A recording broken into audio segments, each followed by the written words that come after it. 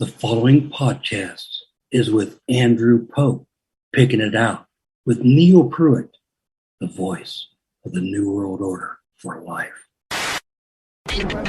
Well, it's another podcast. Just called Picking It Out.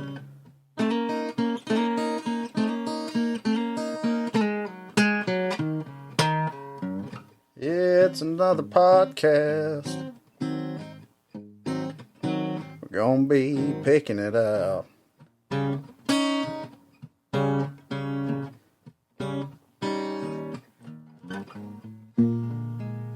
got the voice of the NWO and producer for WCW and Turner, Neal Pruitt, in the house.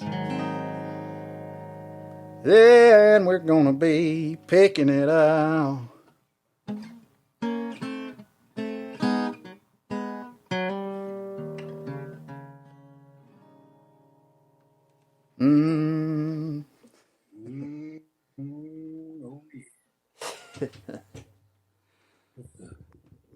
Well, hey, y'all. Appreciate y'all tuning in once again to Picking It Out. My name is Andrew Pope, and, I think we've just about turned this thing into a wrestling podcast. And I'm okay with that. Anybody that knows me knows I'm totally fine with that, because I grew up loving it. I've had so many friends that I've met from the wrestling world through music, and now I've had just others that I've met, and I can't get enough of it, I reckon. So I'm real excited, because this guy right here was just as crucial a part of the NWO's image and vibe as anybody. I really believe that. And people know him as the voice of the NWO, but he also went way deeper than that, behind the scenes. And I wanted to talk about a lot of that so people would know. And we got Mr. Neal Pruitt with us.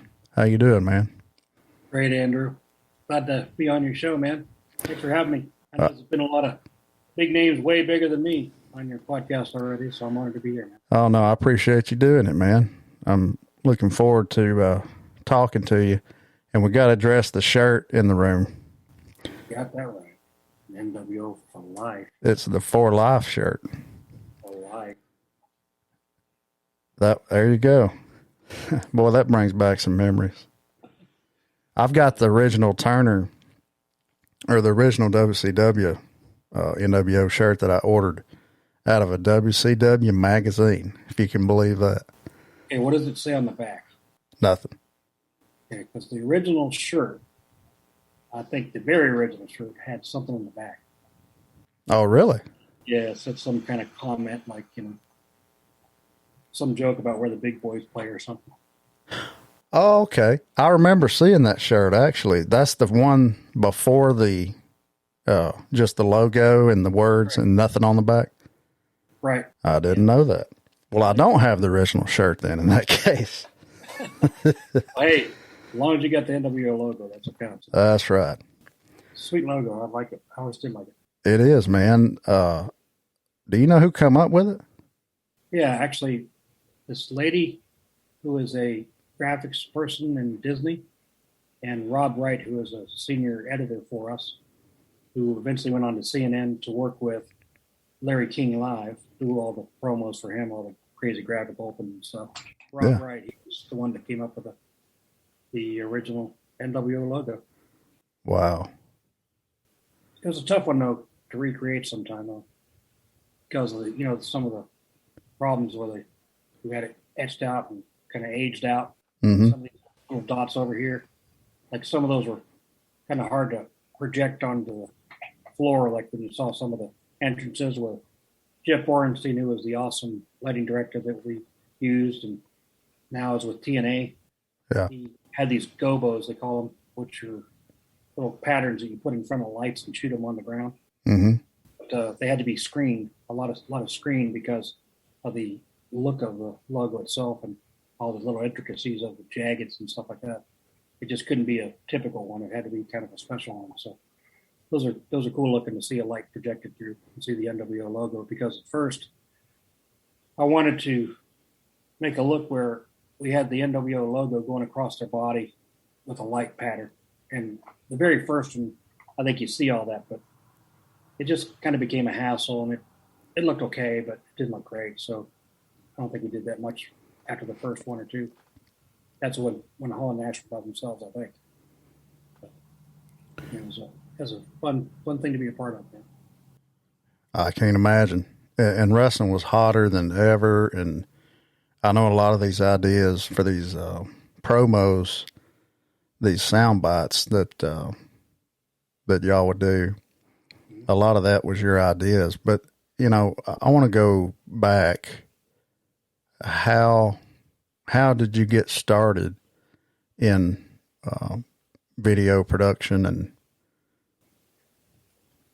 I always liked having an 8mm camera in my hand that my dad had. And when we made family videos and stuff, the kind of family films back then, I just thought it was kind of cool to capture an image that you can see again later.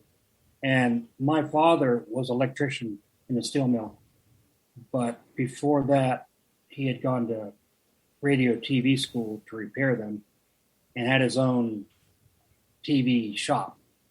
So he'd fix televisions back when they were difficult to work on, and they had the tubes and everything you put down and the wires going everywhere. Yeah. Anyway, as a little kid, when he'd be working on one, he'd have a mirror that was on a seat angled so he could see it when he's behind the TV set. Mm-hmm. And I would look inside from the back of the TV set to see all the wires and the tubes and the lights and stuff going on. And I just thought, man, all that together makes an image that can be broadcast across the world. That is magic. That is just amazing that can happen. So I guess I was always in awe of television and the fact that you could broadcast something across the world. And I knew what I wanted to do in 10th grade. I knew I wanted to be a TV producer in 10th grade. So that helped a lot. Wow. I think I wanted to be like a weatherman when I was like a kid, and then I wanted to be, I don't know, like all kinds of stuff. And then I fell into music somehow. I guess that's just who I really am. Only thing I'm really good at. But it seems like you just stayed focused with that. Yeah, I was on radio when I was in high school for this thing called Domino Broadcasting. It's part of Junior Achievement. And then I went to Junior Achievement Management College, and it was actually at the college I eventually went to, which is called Bowling Green State University. We had a really good TV production facility and TV station and 2 radio stations. And I was on the radio for 4 years there and really enjoyed it. I knew I really didn't want to become a radio personality like right away or anything. Maybe later in my life I will. Yeah. But I just, I fell into podcasting eventually, but I didn't think my voice was so good for radio, but I didn't develop a fake laugh either. And strangely enough, that's part of what you have to do when you're on the radio for like a morning personality. You have to develop some kind of fake laugh. And I never was one to just, just out loud laugh like crazy. I was more of a, like a kind of, almost like a Muttley kind of laugh. So I knew I don't know, I just didn't have it. And I couldn't always be super excited all the time. I was kind of, I'm not one of those persons who just goes wild all the time and can be up and like energetic. I'm just not that person. I'm more relaxed and calm. So I knew radio wasn't going to be it for me, but I was always creative and I could always make crafts and things like that. And the fun part about video is making something out of nothing. Mm-hmm. And that's what I think I had excelled at. And that's what really worked for wrestling. It's kind of like, writing songs. There's a lot of similarities really, because it's all art. Mm-hmm. And you're making something out of nothing, Just the initial idea or the initial thought, and you carry that off, man. And then, like, especially for you, like after all these years later, to be able to see what collectively y'all did, that's got to be amazing just to know. It's fun to see, but Andrew, there's no doubt, there's no way I could have done it by myself by any means. I mean, we had the greatest lighting people, we had the greatest camera people and audio people, and there's so many names that I could rattle off that just made it all happen. It wasn't any one person by themselves. Believe me, it was a collective project, and I just thank so many people I got to work with and so many professionals that really cared about what we did, even if it was wrestling. And some people thought it was goofy, and those people just moved on, and we just got rid of them. But we had some of the best technicians in the world work with us, and I could have never pulled it off, doing some of the ideas we had without them and without their input as well. I mean, I was always one to shoot if the janitor had a good idea over there, I'd take it. I mean, we were always open for suggestions, and some people, they get these big egos and they're all only wanting to do what they want to do. And I don't really do it like that at all. It's a collective thing for me, and we all are together with this. And I think that's what made it so good, because everybody was always at the top of their game and making sure that they could really knock it out of the park. And they did over and over.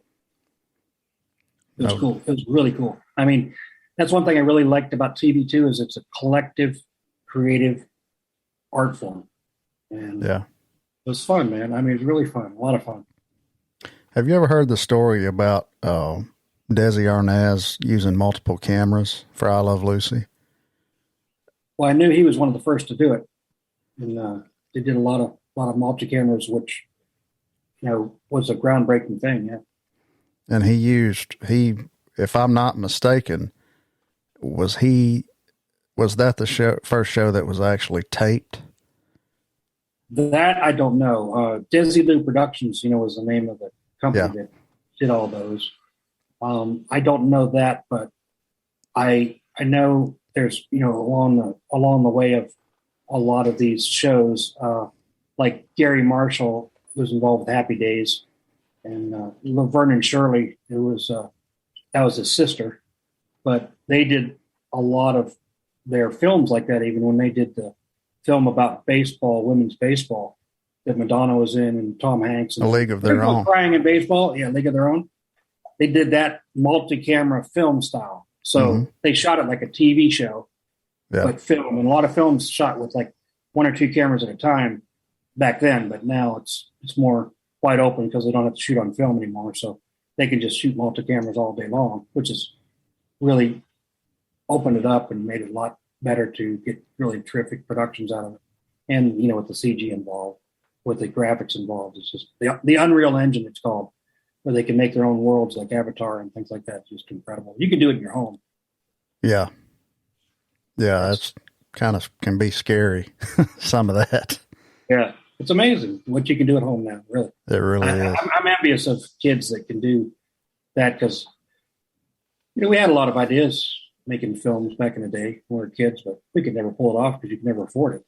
But now you can do any documentary, and I encourage somebody, Andrew, if they have any inkling about running a camera, whether it be just your iPhone or whatever, take your parents, your mentors, whoever you respected and that helped you through life, interview them and have that around so your kids can see where you came from, who you are, and what you're all about.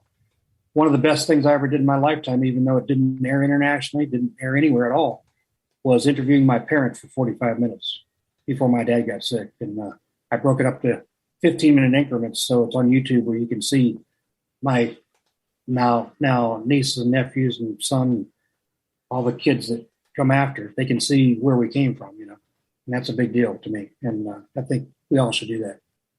I love that. Did you just have the idea to do that one day? No, well, I regret the fact that I didn't do that with my mom, especially my mom's mom and dad, because they were such a big influence on us in general and our whole family. And I was bound and determined to do it when I got them in Florida one time, when they were in their most relaxed place, and they were and like a vacation home, and I just interviewed them, and it was really great. It's not my original idea by any means. I mean, people do this for a living even, and it's just terrific to ask them the questions and find out how they got involved with each other and what they used to like to do, and you find out so much about questions you probably should have asked anyway. Yeah. So I encourage everybody to do it. It's a great idea. Well, that's something that would always be there too. Mm-hmm. Yeah. It's important to know where it came from because you know, my parents, my grandparents, they didn't come from a lot of money or anything like that, but you know, they cared about people and they made a difference in the world. And you know, it's kind of weird to be from Leavittsburg, Ohio, you know, which is a very small town in Northeast Ohio, yet being able to see something on national TV. I remember the Sting "I Need a Hero" video, which was where he was dressed up like the Crow, had all the makeup he wears now, similar to it. Which Sting's a great guy, by the way. He still is. I've seen him recently, and just a terrific person. And the "I Need a Hero" video was where he was like up in the rafters and stuff like that. Mm-hmm. Had the bird with him and everything. But it was to Bonnie Tyler, I think, "I Need a Hero" song. And I forget how much we had to pay each time. It was only supposed to air one time, but it aired several times, and they liked it. And it was cool to be sitting at home and on Thanksgiving and watch that on TV. You know, I was back in my home and sitting on my mom and dad's couch going, wow, that's cool. I did that. You know, Drew and I did it together. You know, it was cool. It's exciting. Well, probably like, you know, you hearing your stuff on radio. I mean, you know, work with John Snyder and have stuff air that, you know, is across the world that you helped create. That's really awesome. Yeah. Yeah.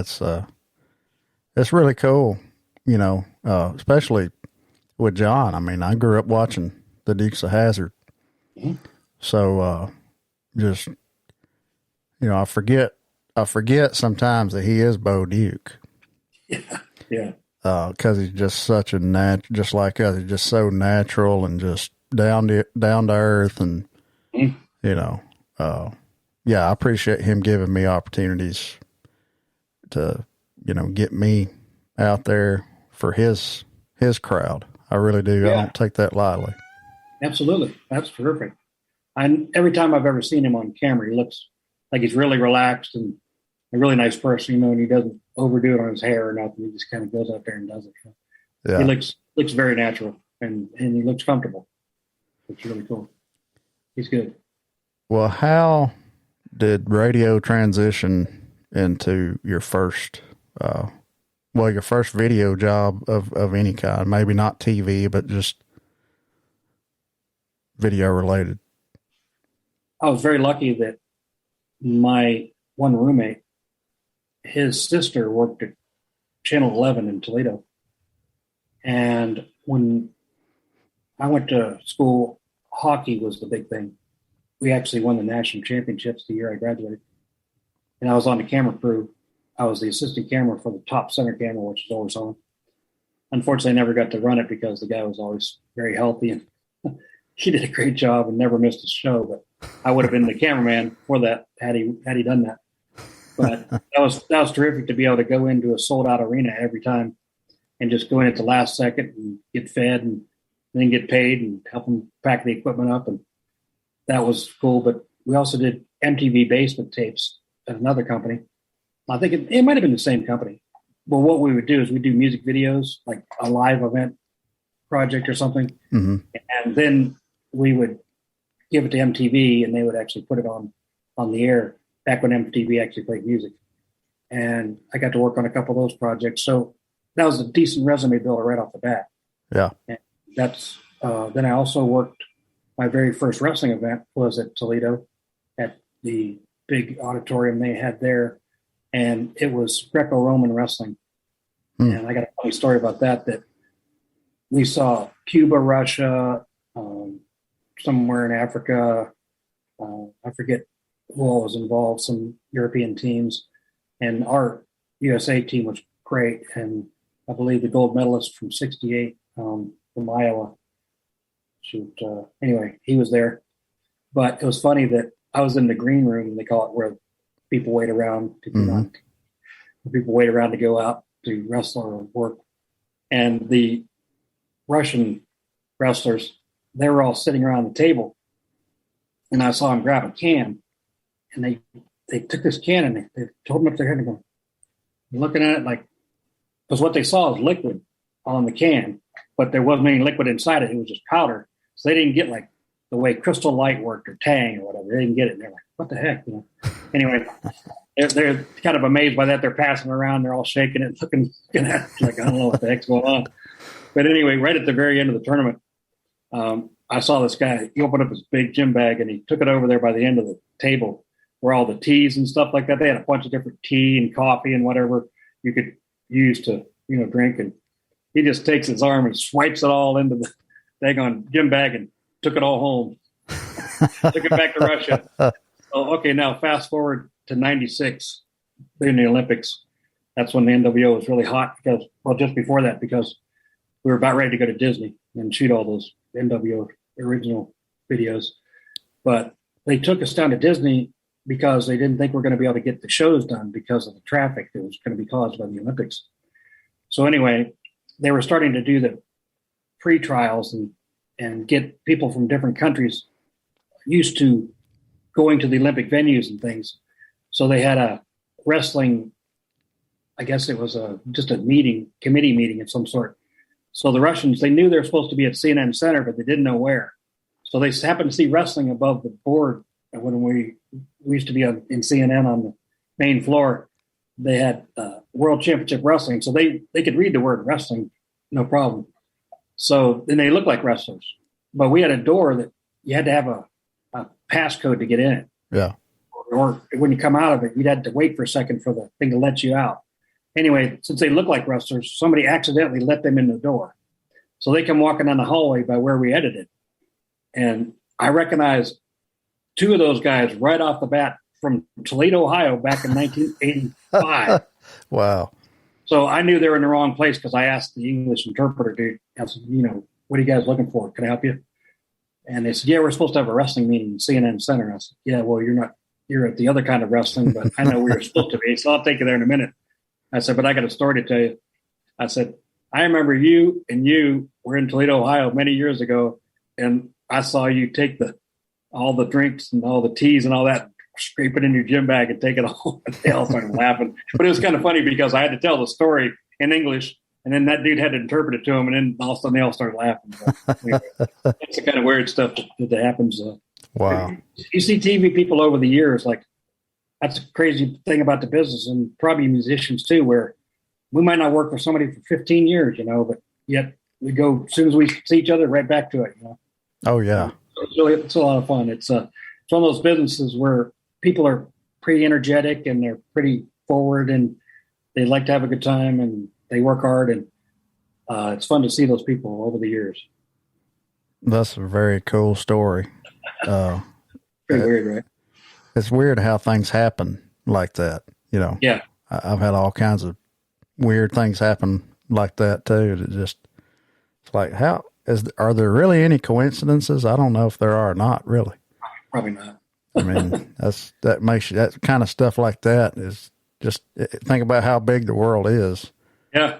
I mean, that just seems insane. Yeah. I mean, the cool thing about this too, though, I always knew that I was in a privileged position. I was lucky to be doing what I was doing. And there are people breathing down our neck at all times trying to get our job, and I don't blame them because it was a great job. I think that's part of the motivation, but part of the motivation to do good and make everybody look good. And that was my responsibility, was to whoever I was working with, make them look the best they can. And even sometime when they didn't want to. Yeah. Work with people like, say, Gordon Soley, who never had to do one over again. And I had to tell him to do one over again. I wasn't going to let up. I don't care who you are, Andrew. I'm talking to you the same way as I talk to Hulk Hogan or Lex or Ric Flair or whatever. We're all humans. We're all the same. My dad said, you know better than anybody. Nobody's better than you. I treat everybody like I want to be treated. That's really been helpful for me. I don't kiss butt. I don't do that. Just forget it. I ain't there. So I think it helped me in life, actually. It helped me get to producing the wrestling and getting the responsibility to do it. It was a privilege. I think it does help, and I think you gain respect from people that way. Mm-hmm. I'm the same way. I talk to everybody the same, Mm-hmm. But not a lot of people do that, especially if you're in a position where you could move up in a company or get a record deal or whatever. I mean, most people will just do whatever they got to do. Mm-hmm. Those people are usually ones that are not respected at all. Mm-hmm. And it's kind of a weird situation because I feel like some people get caught up so much in their own bullshit that they just forget to kind of want to be respected. They don't even care about being respected, mm-hmm. And egos and stuff gets involved, and there you go. Yeah, they get in their own way a lot of times. And I think that's one thing that probably helped me the most was to know who I am and what I'm there for, and know that these people, although they're in front of the camera or whatever, they need your help as much as anybody because they're so used to having somebody asking for something. Or, yeah. Like I think Hogan and I, that's why we got along so well, is because I didn't want anything off of him, need anything off of him. Yeah. We were just there to make it right, make it best we could. And he understood the film business, which helped a lot because he knew that he didn't have to ask a bunch of questions. I'd say, okay, you remember when you just did this 5 seconds ago? Well, we only have one camera, so we're shooting with two, make it look like there's multi-cameras. And we're making it maybe look like there's 4 cameras or maybe even 5 cameras, and there's only one. So you have to shoot it in a sequence to where it looks like it's put together all at one time, but it's not. And that's part of the art of it. And that's what I really loved, making many films up right on the spot and without any prior preparation. That's what was really challenging and exciting and fun. And he was good at it because, like, when they beat Flair up in the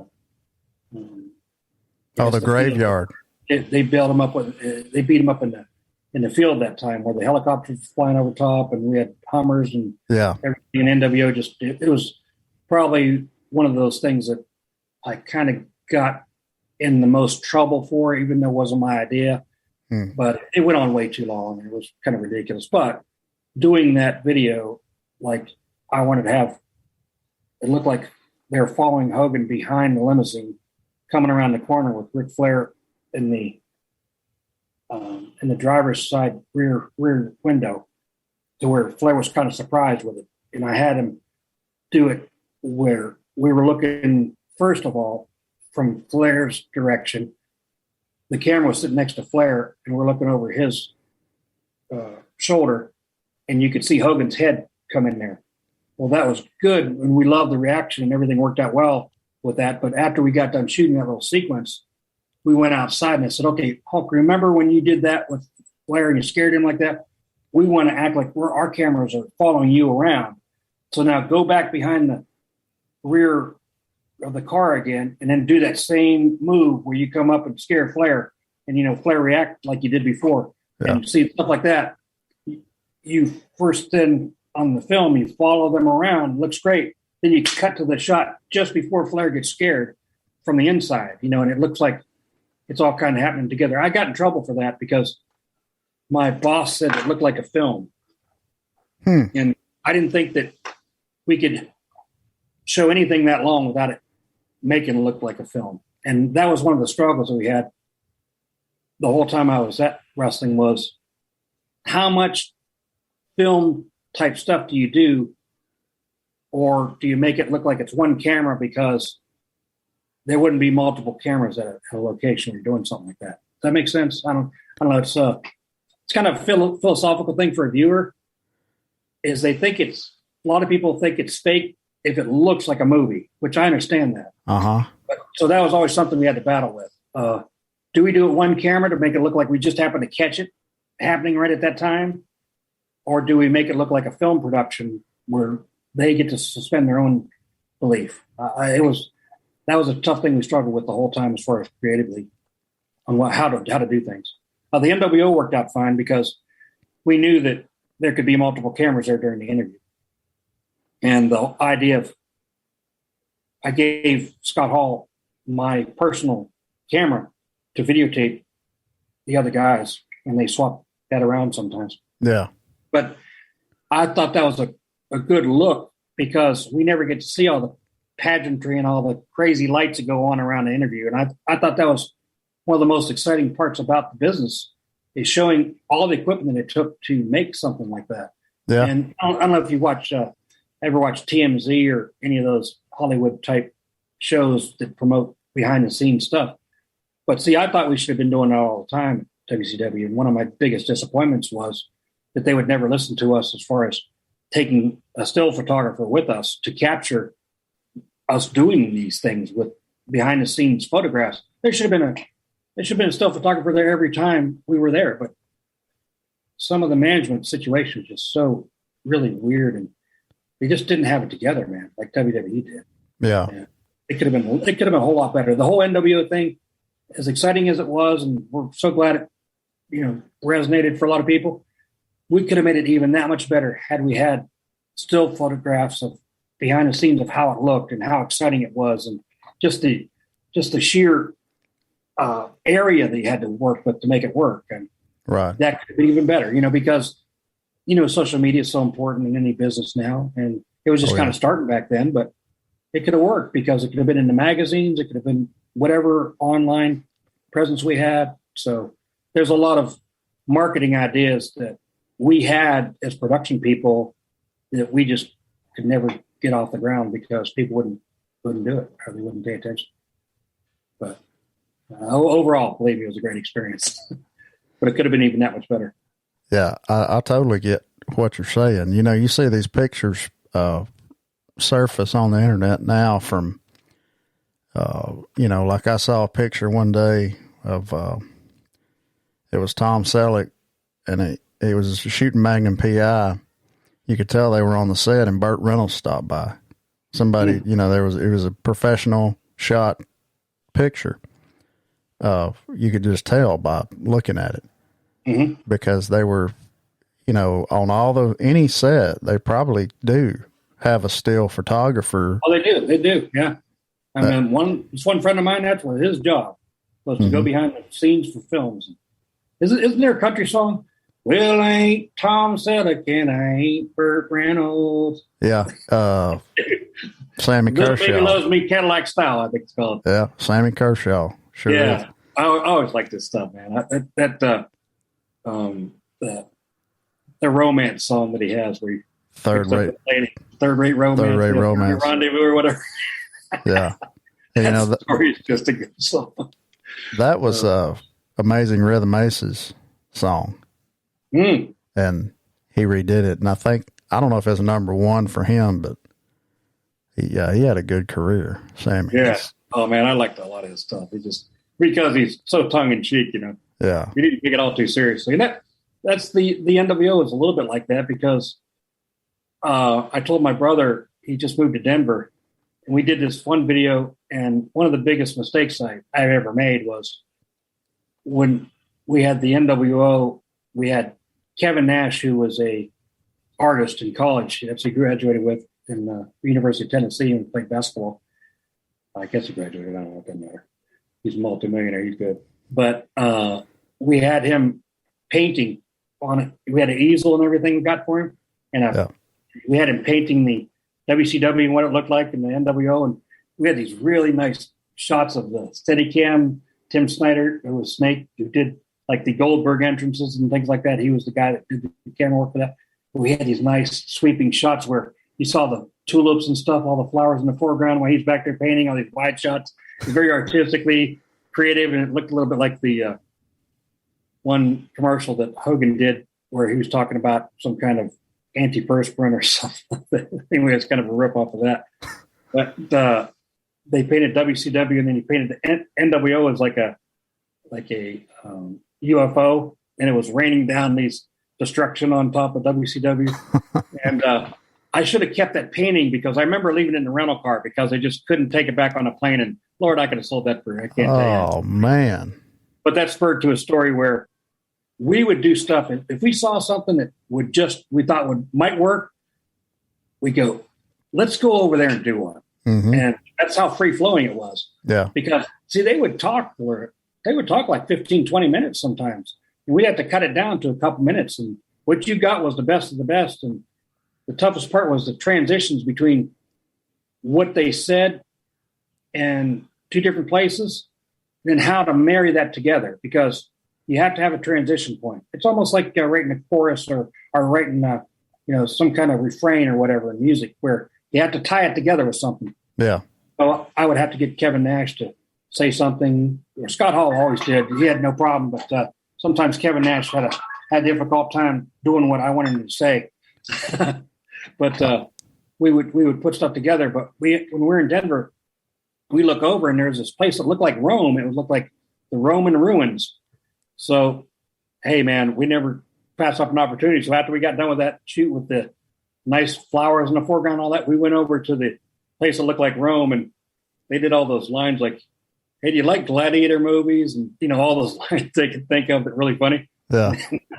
I told my brother one of the best parts I liked about it was right in the middle of it, we took a shot and you could see the ruins in the foreground, and in the background you could see up there Denver Post. Scott Hall goes, hey, what's a Denver Post doing in Rome? Leave it to him. Stuff like that they would just come up just out of nowhere. Yeah. And then we'd work it in somehow, and that was a part of the creative fun about the NWO in general too, was the wisecracked lines that you'd figure out how to fit in somewhere. And they had a lot of them, that's for sure. Well, before all that, how did you get, who hired you? Was it, you were a Turner employee, right? You were hired for Turner. Yeah.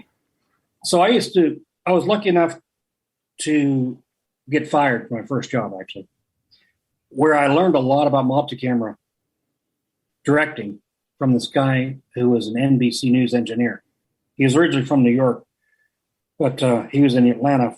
And like when the space shuttle blew up, he was immediately the first one called. He used to put together the cameras for the Today Show when they were anywhere in the Southeast. So I learned multi-camera. We had to plug in the cameras and things like that.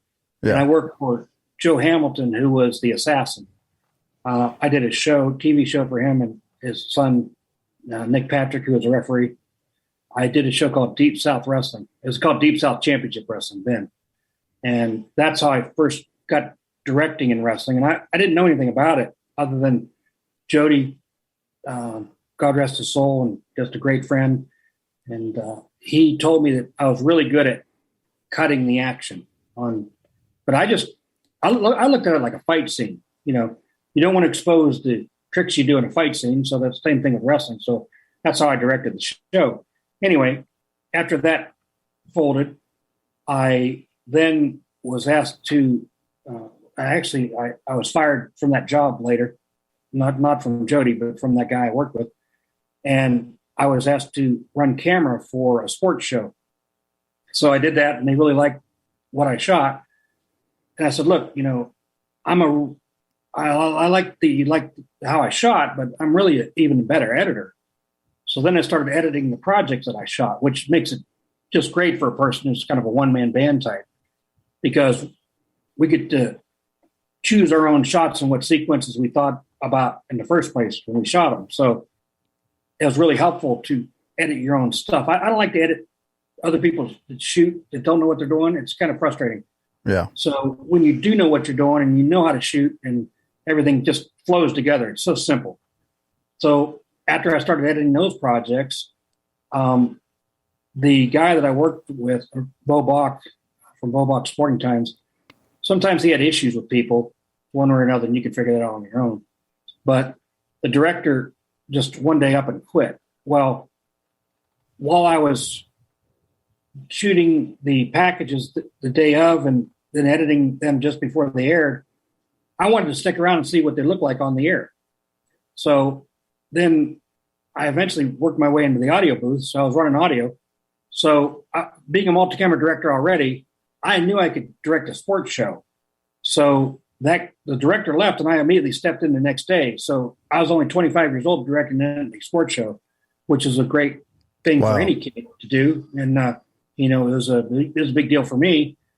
And the guy that worked putting in the tapes back then and rolling the tapes for all the packages that we had, all the pre-interviews for like Coach K from Duke, Finn Stooley. I mean, all these people that we interviewed that were on the set and everything. We had little segments for them. Mm-hmm.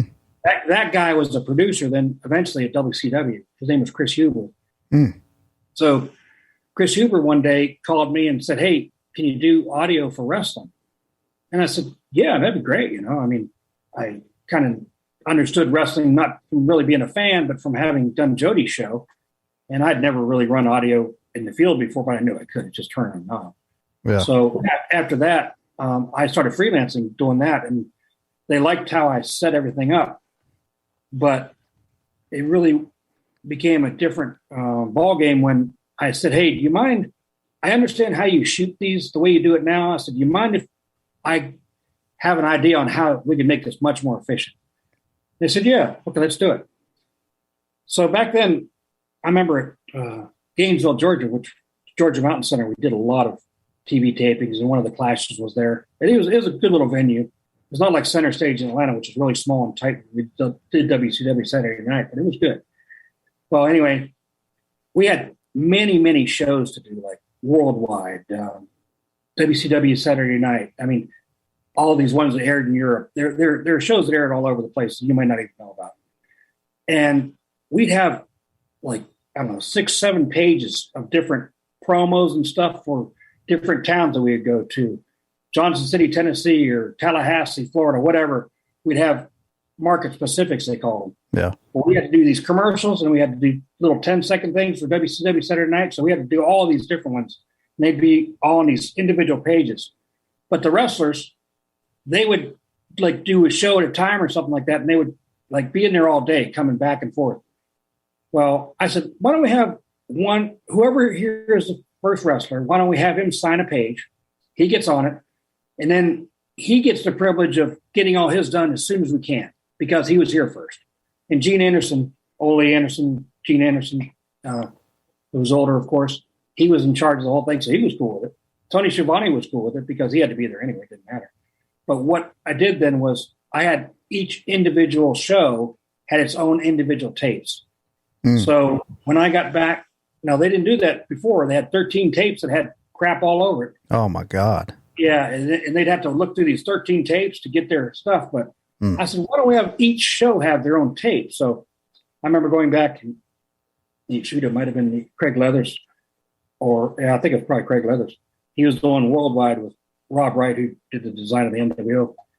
I said, what show do you work on? He said, I work on worldwide. I said, okay, here's your tape for all the interviews. They go, what? Where's the rest of the tapes? I said, you don't need any rest of the tapes. They're all on here. He goes, you got to be kidding. I said, no, they're all on here. That's all you need. They go, wow, that's good stuff. So just thinking about how to do things differently helped me too, because just because you've been doing something for a long time that way doesn't mean it's the right way. Yeah. And that's probably the only reason nobody had ever done anything different, because that's the way they had always done it, and just we'll put it all on, figure it out. I mean, but you saved so much time by doing that. And they like the fact that just because I was an audio person, I was still thinking about how to produce stuff, because obviously that's eventually where I wanted to go anyway. And I'd advise any young person, I mean, you got to do the work from the ground up, and you got to be willing to do whatever it takes as far as like take out the garbage or tape. I remember I had to tape like a quarter mile of a video cable down the first day on the job when I was down in Atlanta.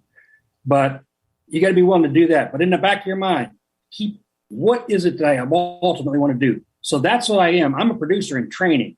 I'm not a PA. I'm not an assistant anybody. I'm not an associate, whatever.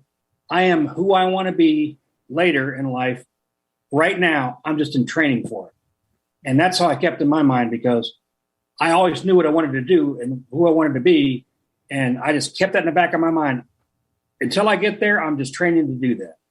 So that's advice I can give anybody on any job. Know what you ultimately want to be, and try to interview whoever you want to be too. As far as, if you have a person that you really admire, I mean, ask them all kind of questions because people like to talk about. I mean, that's why I'm here talking to you. People like to talk about stuff that they're interested in or they had success in, and try to help other people. They'll do it. Just call them up on the phone and just. Yeah. I didn't mean to make this a job interview type situation on how to help people, but no, it's great advice.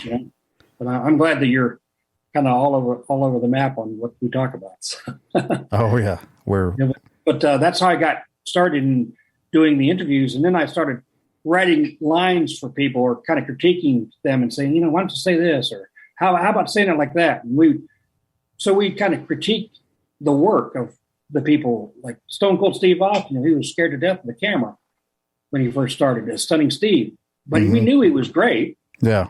He had a little bit of an anxiety in front of the camera, and I hope to talk to him someday and see if it's okay for me to say all this, but he had a little bit of an anxiety. And I said, look, I think he's portraying himself as the best athlete in the world or something at the time. And I said, these people out there, I mean, you got to think of how to make somebody a heel. The good guy, right? Or bad guy, either one. So I said, these people don't even deserve your gaze. Like, what makes people mad is not looking them in the eye, right? I said, don't ever look at the camera. Just look wherever you want and just say whatever you want as far as your promo goes. But don't look in the camera, because if that's what makes you nervous, then it's that. You don't need to be doing that anyway because they don't deserve it. So that's kind of how he started getting more comfortable in front of the camera. And obviously made just an amazing career out of it. And I'm so happy for him and proud for him because, man, that guy, he was a good worker. And he busted his butt. And he got it because he performed every night. So yeah, he did okay. Yeah, he did all right. That's kind of like, people get stage fright. And, they say, well, just imagine everybody in their underwear. Yeah. I think that might have came from Ben Franklin, actually. I think he's I didn't know that. Yeah. Yeah. I think he said that first because I like to study communication. I've always liked interpersonal communication. And just the little subtle things make a difference. Yeah. They really do. Oh, for sure. And it was fun to develop characters, too, like Mankind, Mick Foley, Cactus Jack, Dude Love, whatever you want to call him. Mm-hmm. The reason he's so great is because that's what he did. Mm-hmm. And, like, I know Stone Cold talks about with him on a podcast he does, which is awesome. And by the way, if you ever get a chance to see Stone Cold Steve Austin's interview that he almost had with the Yeti, with the abominable snowman Yeti, whatever you want to call it. Oh boy, you got to watch it. It's hilarious. I don't even think I've seen that. Oh man, it's on YouTube. You got to check that one out. Where he almost has an interview with Sasquatch. It's hilarious. I had tears in my eyes, man. I remember driving down, going from Northeast Ohio to Atlanta. We were driving through Cincinnati, and my son was over there. He was sleeping, and I had tears coming down to my eyes. I was laughing so hard about that. But back to Mick Foley. He studied how to do a great interview. And he said, hey, you guys, if you don't mind, and we didn't mind because, we were there getting paid anyway, sitting around. He goes, would you mind if I practice a couple more interviews? And do like, no. And he would kind of collectively get us as a group team to figure out how to get great interviews. Yeah. And, he was already great, but he wanted to do it. And he wanted to make himself as good as he could. And he did. And the reason why is because, like he and Stone Cold knew when he went to Mick Foley, you're not going to turn the radio on. We're going to do promos. We're going to do interviews the whole time we're driving down the road. And that's how you get good at it. It's all about repetition. Like me talking right now, a few years back, I wouldn't have been able to do it like this because I wasn't a person in front of the camera. But I've done so many podcasts now on my end and been interviewed so many times, I'm pretty comfortable with it now. Yeah. I think everybody needs to learn how to communicate their message better. It's just important. I don't care what business you're in. Just learn how to communicate. And that's what wrestling was, is communicate an emotion, an action, a crowd reaction. How do you get somebody to feel a certain way? Yeah. It comes down to it. It's a lot of psychology, and that is so true about ring psychology. And in front of the camera, it's the same way. And it's all about me. It's same thing as music. If you can elicit an emotion, you can hit a soft spot or a tender spot or an excited spot or whatever. You can really make the people feel what you want to communicate to them. It's fun, man. Exactly. And don't be afraid, I would add to that, to communicate the way that you know, or if you have an idea like what you had, how many people would have been just kind of afraid to say that because it wasn't their place, or the people that were there doing it that way for so long, you know, they would have looked at them like, well, who are you to be saying that? Yeah. Oh yeah. That's really important, because I've always felt that it's almost better to be a little bit bold, because that's how you get your stuff pushed forward. Because if you lay back, man, nobody's going to come and go, hey, come on, you know, let's get your information there. Let's come on. Exactly. No, you gotta kind of almost be in their face sometime. And yeah, that's how I was able to get some things done, because I knew it was good for them. Ultimately, though, I did know it was better for them. Yeah. I didn't just want to push my idea because I thought it was a good idea. Yeah. I pushed it because I knew it could help people. And right. People, if they're good people, they'll react to that positively. If they're not, they're jealous. Exactly. You're going to deal with them too. You know, and I dealt with some of those in the rest of this. You know, where they were jealous of the situation. But there's going to be politics in anything you do. I don't care what it is. You got to get through it, man, and move forward and try to make it all positive. So, are you doing, when you're a freelancer, are you just doing several things before you're actually hired by Turner? Yeah. I went back before I was doing the sports show, I think. Yeah, it was, so as soon as I got to Atlanta, I did some freelance stuff for CNN, like we do audio or whatever for different interviews and things I can remember. Like I remember interviewing Rosalind Carter, President Carter's wife, down in Plains, Georgia. And we do things like politics stuff that was happening in Atlanta somewhere. I mean, they're just, the video business, the cool thing about it is, for me, was I'm an inquisitive person anyway. I like to see how things are done, how people formulate speeches, how things are made.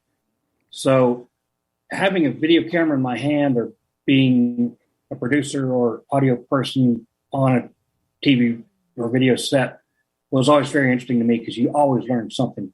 And you're often videotaping the smartest people on that subject matter. So that's been a real joy for me. Just, you know, the wrestling part was great and all, and I love that, but there's so many more things and facets to my fortunate career that God's blessed me with, that I was able to learn so many different things from so many different experts. And that's one thing that's fun about having a camera in your hand. You get to go to places you couldn't buy a ticket for. Oh, yeah. Pretty awesome. What year were you full-time hired? Let's see. Actually, I started with wrestling probably in 87, and I was full-time in 1990, because the first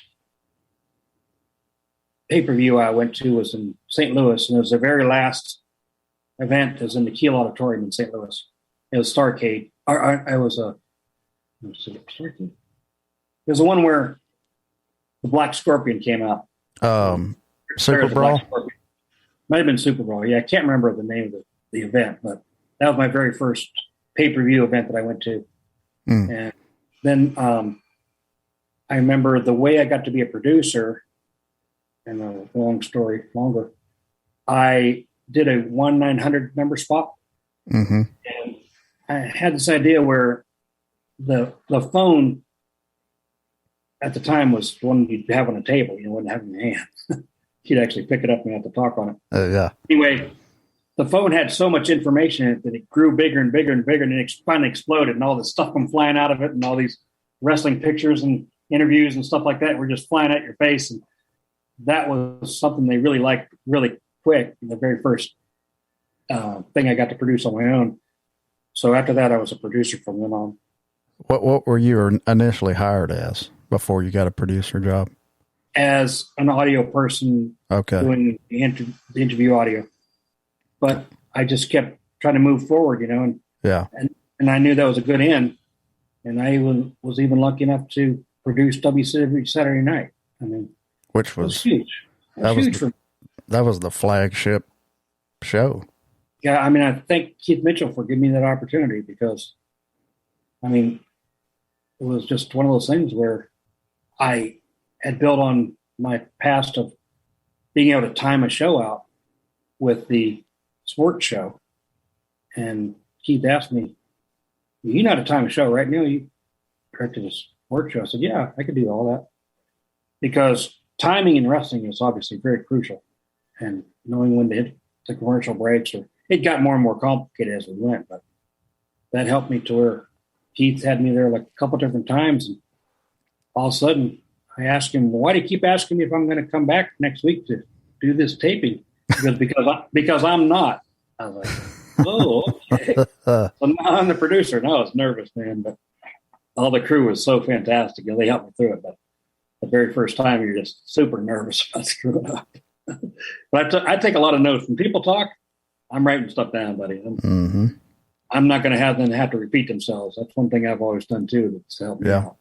I take notes a lot because when they're talking, I'm writing it down because I don't want them to have to repeat themselves. Because I appreciate every moment they tell me that can advance my career. So you were actually cutting the shows at when you were on as a producer. Well, I was a truck producer where I was helping call the slow-mos, timing the shows, tell them how long the match is supposed to last, making sure the interview set was ready for the upcoming interview, because Dan Bynum was the director, and he went on to direct Ring of Honor and a few other different things. He lives in Denver, great guy. He's still, I think, doing something every now and then. He was just honored for like a Southwest Wrestling Hall of Fame. He was inducted into that recently. I think that was somewhere around Dallas. But anyway, he was the person that actually cut the thing together. Once he directed it, and then I produced it in the truck, and he was the one that put it together when he got back to get it sweet. But I never, in wrestling, the only thing I ever really edited personally was some of the NWO stuff and some of the skits that we would do or some of the segments we do. As far as the shows go, I never edited the show. Other than some of the pay-per-views. I remember, I didn't physically do it. Some editor did it for me.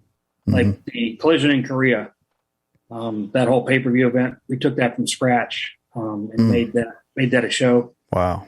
Made it a pay-per-view and put music behind it and stuff like that and made it look like that all happened at that time. And we also did I did a kickboxing thing called K1 Global Heat, I think it was called. And that was a kickboxing show that was shot in Japan. And I had to strip all the music off that they used because we didn't have the rights to it. And I put our own music in there and all the graphics that came in. And that's one thing I really enjoyed doing was a lot of the pay-per-view events when you see the graphics and what happens during the show, responsible for a lot of those. And that was really fun because the guys that were the graphic artists were just so good, and gals, they were terrific at what they did. And that was fun to put those packages together because you know what was coming up. Or like the NWO, like the spray paint before they go to the transition to the slow-mo, that stuff, that was one of our producers, Jason Douglas's hand going like that. And we just added the sound effect to it and made it go across the screen. And the people remember sometime at Bash at the Beach where we had this beach ball that came up and filled the screen and then went away. And sharks swimming at it and just things like that made it, more fun. Yeah. And when the wrestler entrance is probably the names that come up, like there's a theme to the font and the graphics of the specific pay-per-view or show. And the way the sets look, like there was this guy named Rick Morganelli who was responsible for the way the set design looked, and we'd like collaborate a little bit before the event and kind of say what we wanted to do, because I wanted to always make sure that the crane operator, the camera that like is on a big like pole, like would fly in the air like that, that shot, I always wanted to have them have foreground pieces with logos and stuff that they could work off of to make a more exciting shot. Because when I assisted direct to pay-per-view events, I was able to kind of really help with the entrances because I knew what pieces were there to work off of. And I would talk to the crane operator and also talk to the Steadicam operator, and we kind of figure out moves to do beforehand, and they were pre-planned. And those are the nice parts where Craig Leathers or Dan Bynum, whoever was directing, they could take a break for a second. They could get their breath while the entrance kind of went on, and I kind of helped them get through the entrances without them having to think about it. Yeah. So it's just so many things I got to touch. I got to sit at ringside with Dusty Rhodes and Jesse Ventura and Jim Ross and Tony Schiavone. I mean, daggone. I just think back, I don't remember some of these things because they only lasted for a little while. Not that I was thrown out of those positions, but I would move to a different position. Yeah. Because I tried to be a utility man. Wherever you wanted me to do, I'll do wherever. Yeah. Work with it. So, and I was just so lucky to be in the right place at the right time so many times. And I was always willing to do whatever it took too. It was fun, man. And they really listened to you. They took your ideas and they didn't just say, you're you ain't important enough. I mean, they really let you do your thing. Yeah, fortunately. Because hopefully we showed the respect that they deserved, and we showed them, and they knew that we were there to make them look good, and that was our job. And we tried to do our best every day to do that. It was exciting, and it was it was just a fun thing to do. So now, the promo, especially on Saturday night, let's go before Nitro even was a thing. Saturday night would have those promos with Gene with the lockers in the back, just cutting an old style wrestling promo. Right. Was you a part of those segments like that too? Excuse me. A lot of that stuff was shot at CNN in the very small booth that we had. And believe me, it was a total debacle. Whoever designed that thing, they really didn't know what they're doing. They're trying to design it for the crowd to look in while we were at CNN, as like a piece we go by as a tour, and we're like, whatever. The first day they built that thing, Keith Mitchell got these humongous black drapes and put up so nobody could see inside those windows. That's the very first movie made.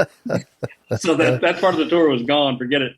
But anyway, it was a daggone triangular room, and whoever put in. So, I mean, this is like, if you ever seen Eric Bischoff's first on-air performances, he was doing this thing called the Control Center. Mm-hmm. He would talk about upcoming matches that were going to happen at the pay-per-view.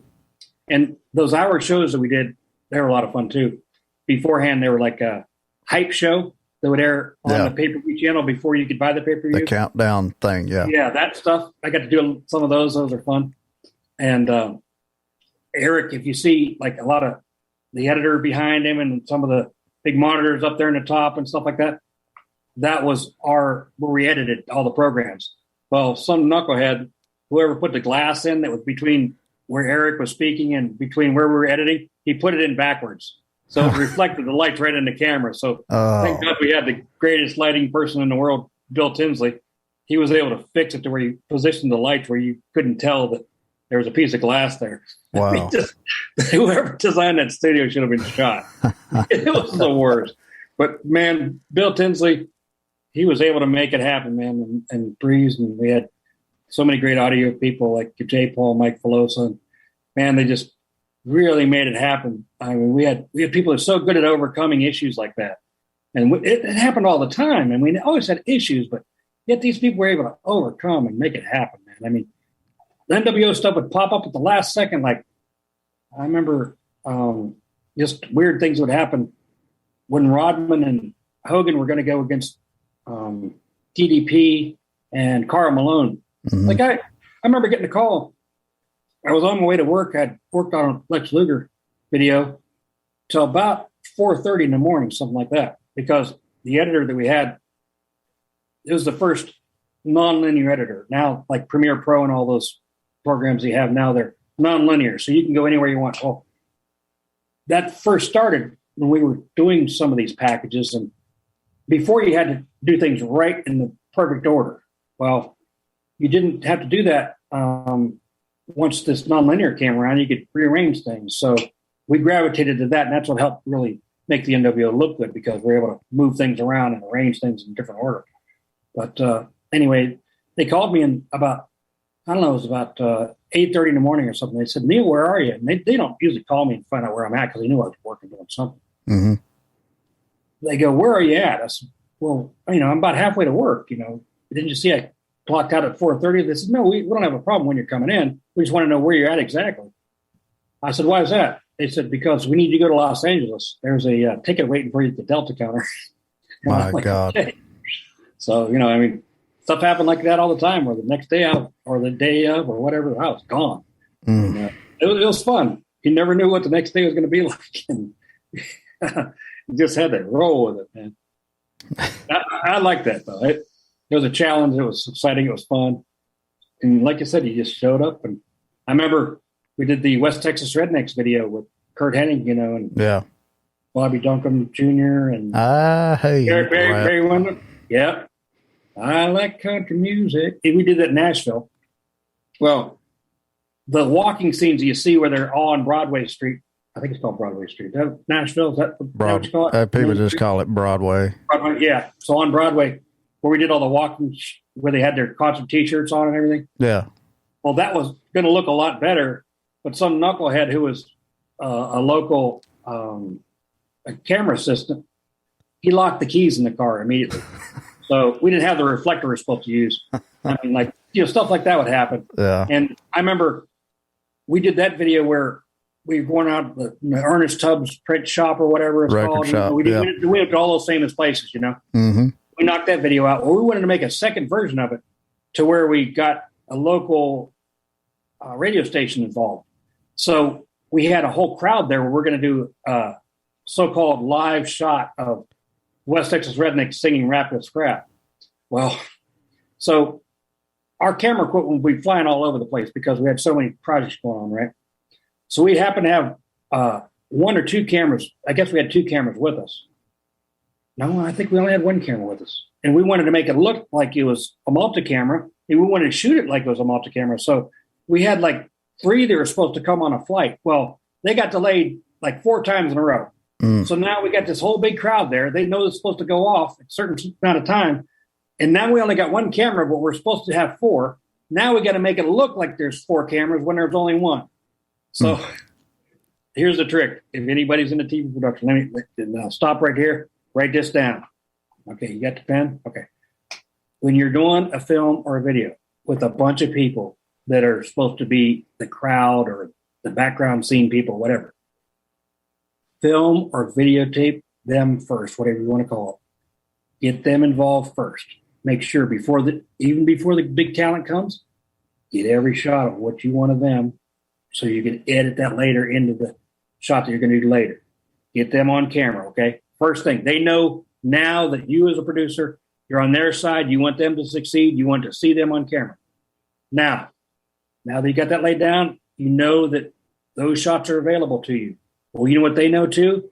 They know if I don't act up and act a fool, I might be able to be in that video and on camera. Yeah. Okay. So take that secret right there. Use it the rest of your life. That's the first thing we did. We videotaped the crowd with just the music playing.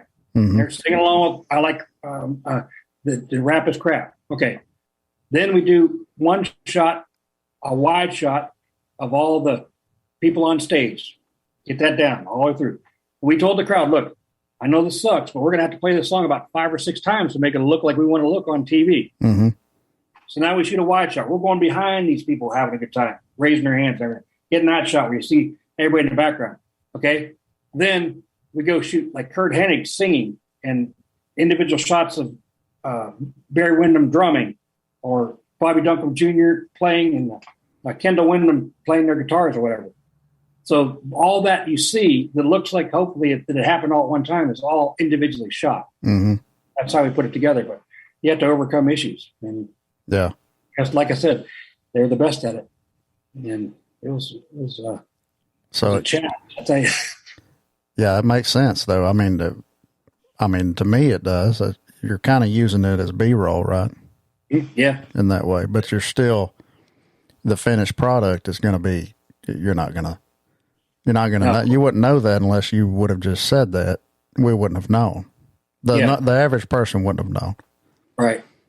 And another example of that, and I don't know what direction you want to take me in, but I'm fine with anything. Whichever one you want to go in, brother. The time when Blacktop Bully was Barry Dorsall, who was, I think, Crush or something like that. I can't remember what his name was at WWE, but what a talent that guy was. Blacktop Bully, Barry Dorsall, man. that guy could make any character. I think he was like some kind of robber or something like that with WWE where he wore this mask with the anyway, the dude could do anything. He was just that good. And he could talk really well and he could work, of course. But that guy could really talk. And Blacktop Bully, we did a whole thing where we acted like we got him out of jail, and I'll talk about that one in a second, but that was with Colonel Parker and Ming and all them. But this one in particular, let's see, what do we have to do with Blacktop? Well, one of the ones we had to shoot where when Dusty Rhodes, he had a problem where the Nasty Boys, he needed to get them to be in a match against Blacktop Bully and Ming and somebody else. So we had this, what's called a scrap bar, we called it. It was where all these guys were tatted up and everything before tattoos were in. And we don't make it look like a really rough bar. It was in Atlanta. And the cool thing was the furniture and everything was all made out of chains and old tires and just creative art. And it was a really cool vibe to it. But anyway, we shot the Nasty Boys. They were in an arm wrestling contest. And we wanted Dusty Rhodes to walk in on this and see these guys and then try to somehow have his distance a little bit so he wouldn't get attacked by the Nasty Boys because he didn't know if they're going to say yes or no, but yet talk them into being in the match. Yeah. So the way we shot that, go back to my theory, shoot the crowd first. We shot all the crowd making a bunch of noise. Go Nasty, get him, finish it, anything you say during an arm wrestling contest. We shot all them individual shots. I had the cameras. I think we had 2. We had them shoot each individual piece of people and make sure you don't just kind of wander off any direction. Make sure you get a solid shot of one person saying something like, let's go, man. Yeah. Yeah. You go to the next one, make sure they are locked in. So we did that. So now the crowd is going to behave. They're going to do whatever we need them to because they want to be on camera, which is great. Well, then when the Nasty Boys come up and they start arm wrestling and now they want to have some dialogue between each other, we want to hear that, right? So now what do the people in the background do? They keep quiet. They go, yeah. So now they're doing that. And the cool thing about it is the way we made that crowd happen, we let them do that for like 5 minutes. And we know the segment was only going to be a minute and a half. But now we're able to take, let's go Nasty, and position it wherever we want in that timeline. Yeah. See, so when we had a downtime, we want to insert it right in the right spot. So that's how you get your audio right.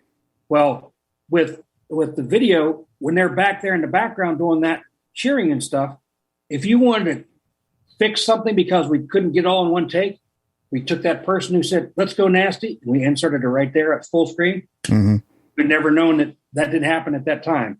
So that kind of thing, junior filmmaking, was part of what we did to make it look like it was all one shot. And then you could hear Dusty's playing his day. You could hear the Nasty Boys playing his day. And then all we had to do is on the audio, rise up how much crowd we wanted in the background. And that's how you get away with making it look like it's supposed to happen. And so those are just basic parts of creative filmmaking that can maybe help somebody down the road. Yeah, that's genius tips right there for anybody that's interested in. I mean, I'll say even, editing this podcast I do, it takes so long. And I use it like a multicam, and it's really not. It's just a YouTube video that I saw, where you can kind of duplicate the video file and then crop one, crop the other, and then have the side by side. And then I just made the video frame deal on Canva. Yep. Canva's that's a great tool. Oh man, it's so the fonts and everything's. I made the logo on there too. My wife had the name, picking it out. She came up with that. That's good. I got to give her credit on that. I think I've said that before, but I like that. That's good. No, it's fun, man, because you can make your own reality. That's what you do. Wrestling is your own reality, whatever you want to do it. And man, to be a creative person, they just let us go wild. One day they want to make it look like a CNN thing. Next day they want to make it look like a Prince video. I mean, it's so many different styles. It was a blast. There was I just thought about this. There's I think it was for Spring Stampede. I know it was because it was like an old Western town. North Carolina, Aggie Valley, North Carolina. Was it North Carolina? I thought there was one in Alabama somewhere that y'all did. That's possible. I remember when we did the weird names like Black Bart and Dead Eye Dick and somebody else, and we did that in Maggie Valley for sure because I remember shooting that. And actually, they accidentally shot off a gun in that one, and it ping ricocheted off of a bunch of stuff. We shot half those pieces on the way home because we remember this. There was this nice windmill that on the way home, so we shot that, and we get out of the car and shoot that, and then we go somewhere else, like where we wanted to ricochet off of. And so, creative geography is part of it too. Where just because you see it happen there in that order doesn't mean that's where it was. Right. Yeah. So you always kind of when you drive by stuff like be thinking Atlanta or whatever, you'd be thinking about, okay, what can I use that background for? What can I use this background for? So, yeah. I don't know that there's very possible that they did something in Alabama. Yeah, I don't know. Yeah, this was like an old western town. I think it was outside of Jasper, and it was like it wasn't a real western town, but it was like these people on this property. I was going to do a show out there. Oh. And they started telling me about this WCW commercial that was filmed out there. Okay, and, well, they're probably talking about the pay-per-view commercial then led up to it. Yeah. Yeah. Was it Four Horsemen riding horses or something? Yeah, I think that was it. Yeah, okay, that was it. Yeah, because I think I thought that they had gone back to because we'll go back to the spot that was welcoming to have us there. So I thought that was actually done in Maggie Valley, but you're probably right. It's probably done in Alabama. Or both. It could have been done in both. Yeah, it was. I guess some of those guys had a real hard time riding those horses. By the way, I don't know if they had ever ridden a horse before. He's from Minnesota somewhere. Oh shoot! I bet Arn wasn't from Minnesota, but they acted like he was. That whole thing, how they got Arn in there, is just like Arn's got a Southern accent. He's one of the greatest guys, man. Had a Southern accent, but yet he's an Anderson. How they suspend reality in a big way to get people involved. But he was well worth. Well, when Monday Nitro started, that was such a game changer. Mm-hmm.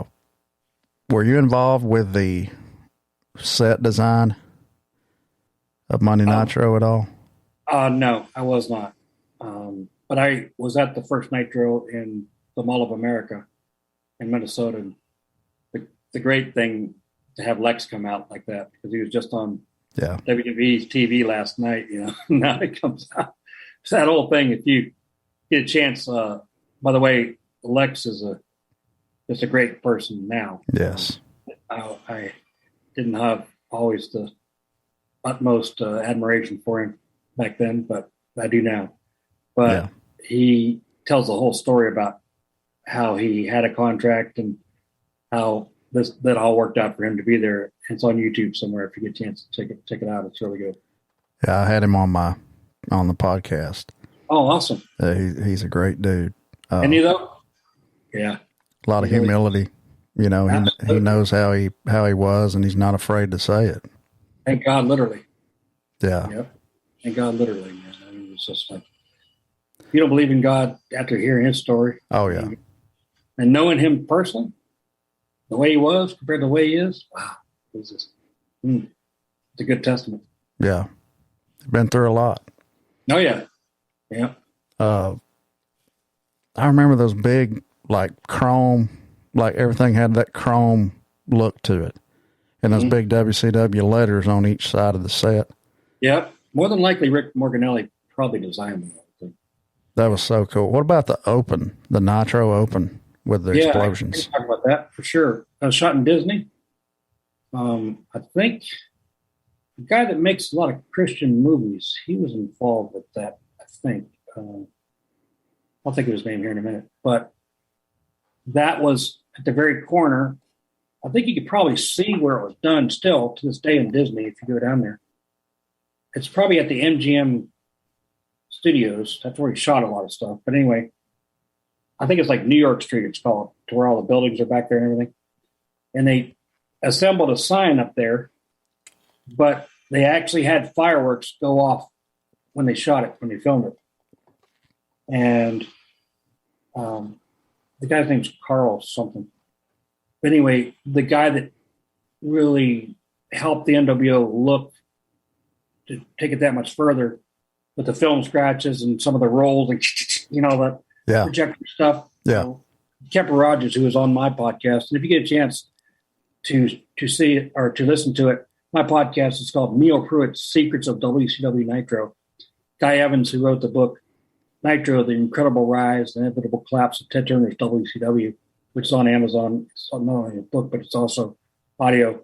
He and I go over a lot of the things that we did and how we did it, and like an extension of what we're doing here now with Andrew. But you can check that out. It's on iTunes and iHeartRadio. We do an interview with a guy named Kemper Rogers, who was instrumental in a lot of that look. And you saw NWO sold out the very beginning of that. A lot of that stuff was his idea on how it all came down. And he was really instrumental in that. But he was involved with that somehow. And they had the fireworks of the NWO when it just blew up and everything. They had some fireworks. And then they added a whole lot later in post-production on graphics that made it look really good. And the fire line and all that stuff like that going up to make the thing go off. And it was a fantastic open. I mean, terrific. And Kemper Rogers was really involved with the NWO when it was in Hollywood, when you saw the Hollywood sign and all that. He was really instrumental in the design of that. But Carl Hortzman, that's the guy's name. He does a lot of Christian films. And he is still in Atlanta, doing well. And he and his brother was a really nice person. He ran tape with us. But those the guys that did that whole production, and it was, that Nitro was awesome. It's iconic. The music's great too, right? Yeah, it is. I was going to ask about the music too, because I know that Jimmy Hart was involved in, earlier Michael P.S. Hayes, he wrote some of the lyrics, I think, and stuff. But I know Jimmy Hart put together a lot of the arrangements and the music. I think one of the things that surprised us as production people the most was that there was not a full part on staff music producer. Like AEW, I met the gentleman one day. He's from Nashville. I'm sorry, this is with TNA. I don't know where he's working now, but probably somewhere. He's that good. That guy could produce anything. He was terrific. We were always surprised that we didn't have a person like that working amongst us the whole time, because the amount of royalties we paid out in music was just pathetic. I mean, we got busted a few different times for like $35,000 at pop on not reporting it properly. Yeah. Because us as people building the show, we didn't have time. And we had a very small staff producing lots and lots of shows and lots of hours. And when they added Nitro, they didn't add any crew to us. I mean, as far as us putting the show out, we just had to take it on, and we had to deal with it. And that was a lot of pressure to get all that content out, every week. It was just, wow. And live. And we had a small staff really compared to WWE. Yeah. And we still made it happen. But I didn't think we'd ever overcome WWE for a long time. I just don't think we had enough planning and enough diligence, and the way our contracts were for the wrestlers, they didn't have to work as much as they did at WWE. There's lots of reasons. Yeah. I mean, I can see why we didn't win in the end, but I love the ride. It was a hell of a ride. It was. Eric had some really, really good ideas. And, the whole going live thing, y'all had, of course, done pay-per-views, produced pay-per-views, but a weekly live show, where a million things can go wrong down to a audio cable, or something. I mean, was that kind of nerve-wracking at first, especially when it started really, a lot of people started watching? I can speak only from a secondhand position. I wasn't really involved with actually putting that on the air. I only did a lot of the segments that went in there into the show. I mean, I was at a whole lot of events, yes, but I wasn't taxed with the day in and day out getting it on the air. But that was from people like Keith Mitchell, greatest TV producer there ever was in wrestling and ever will be. He just retired recently from AEW, and he gets all the accolades you ever heard about him. Yeah. He gets that and more. The guy was the best there ever was. And, people like Craig Leathers, who was involved with a lot of directing of the shows. And I think Dan Bynum had left maybe by then, or he was still around, but they were instrumental in Kemper Rogers, as I mentioned earlier. But those guys and Jeff Orenstein, the lighting director, those guys and their crews made it happen. And they pulled it together, but I'm sure it was a super stressful situation. David Crockett did so much for us getting things lined up for the shoots that I did. I mean, I can't thank him enough for all the stuff that he and his staff did. Steve Barrett, and worked with them, and Steve Small, who now works with AEW, kind of backstage doing things.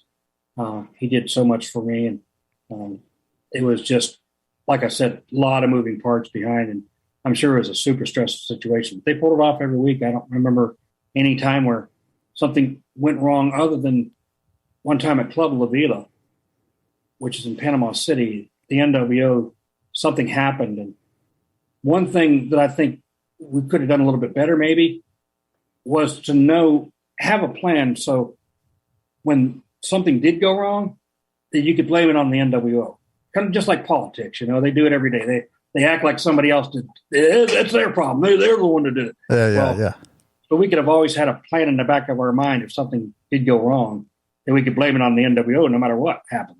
Like we knocked completely off the air. It was the NWO's fault. Yeah. But they survived that too. I think the power cable, something plugged, something happened, and they went down and they came back on and still worked out. But you see victories like that, but then you see disasters like NWO sold out.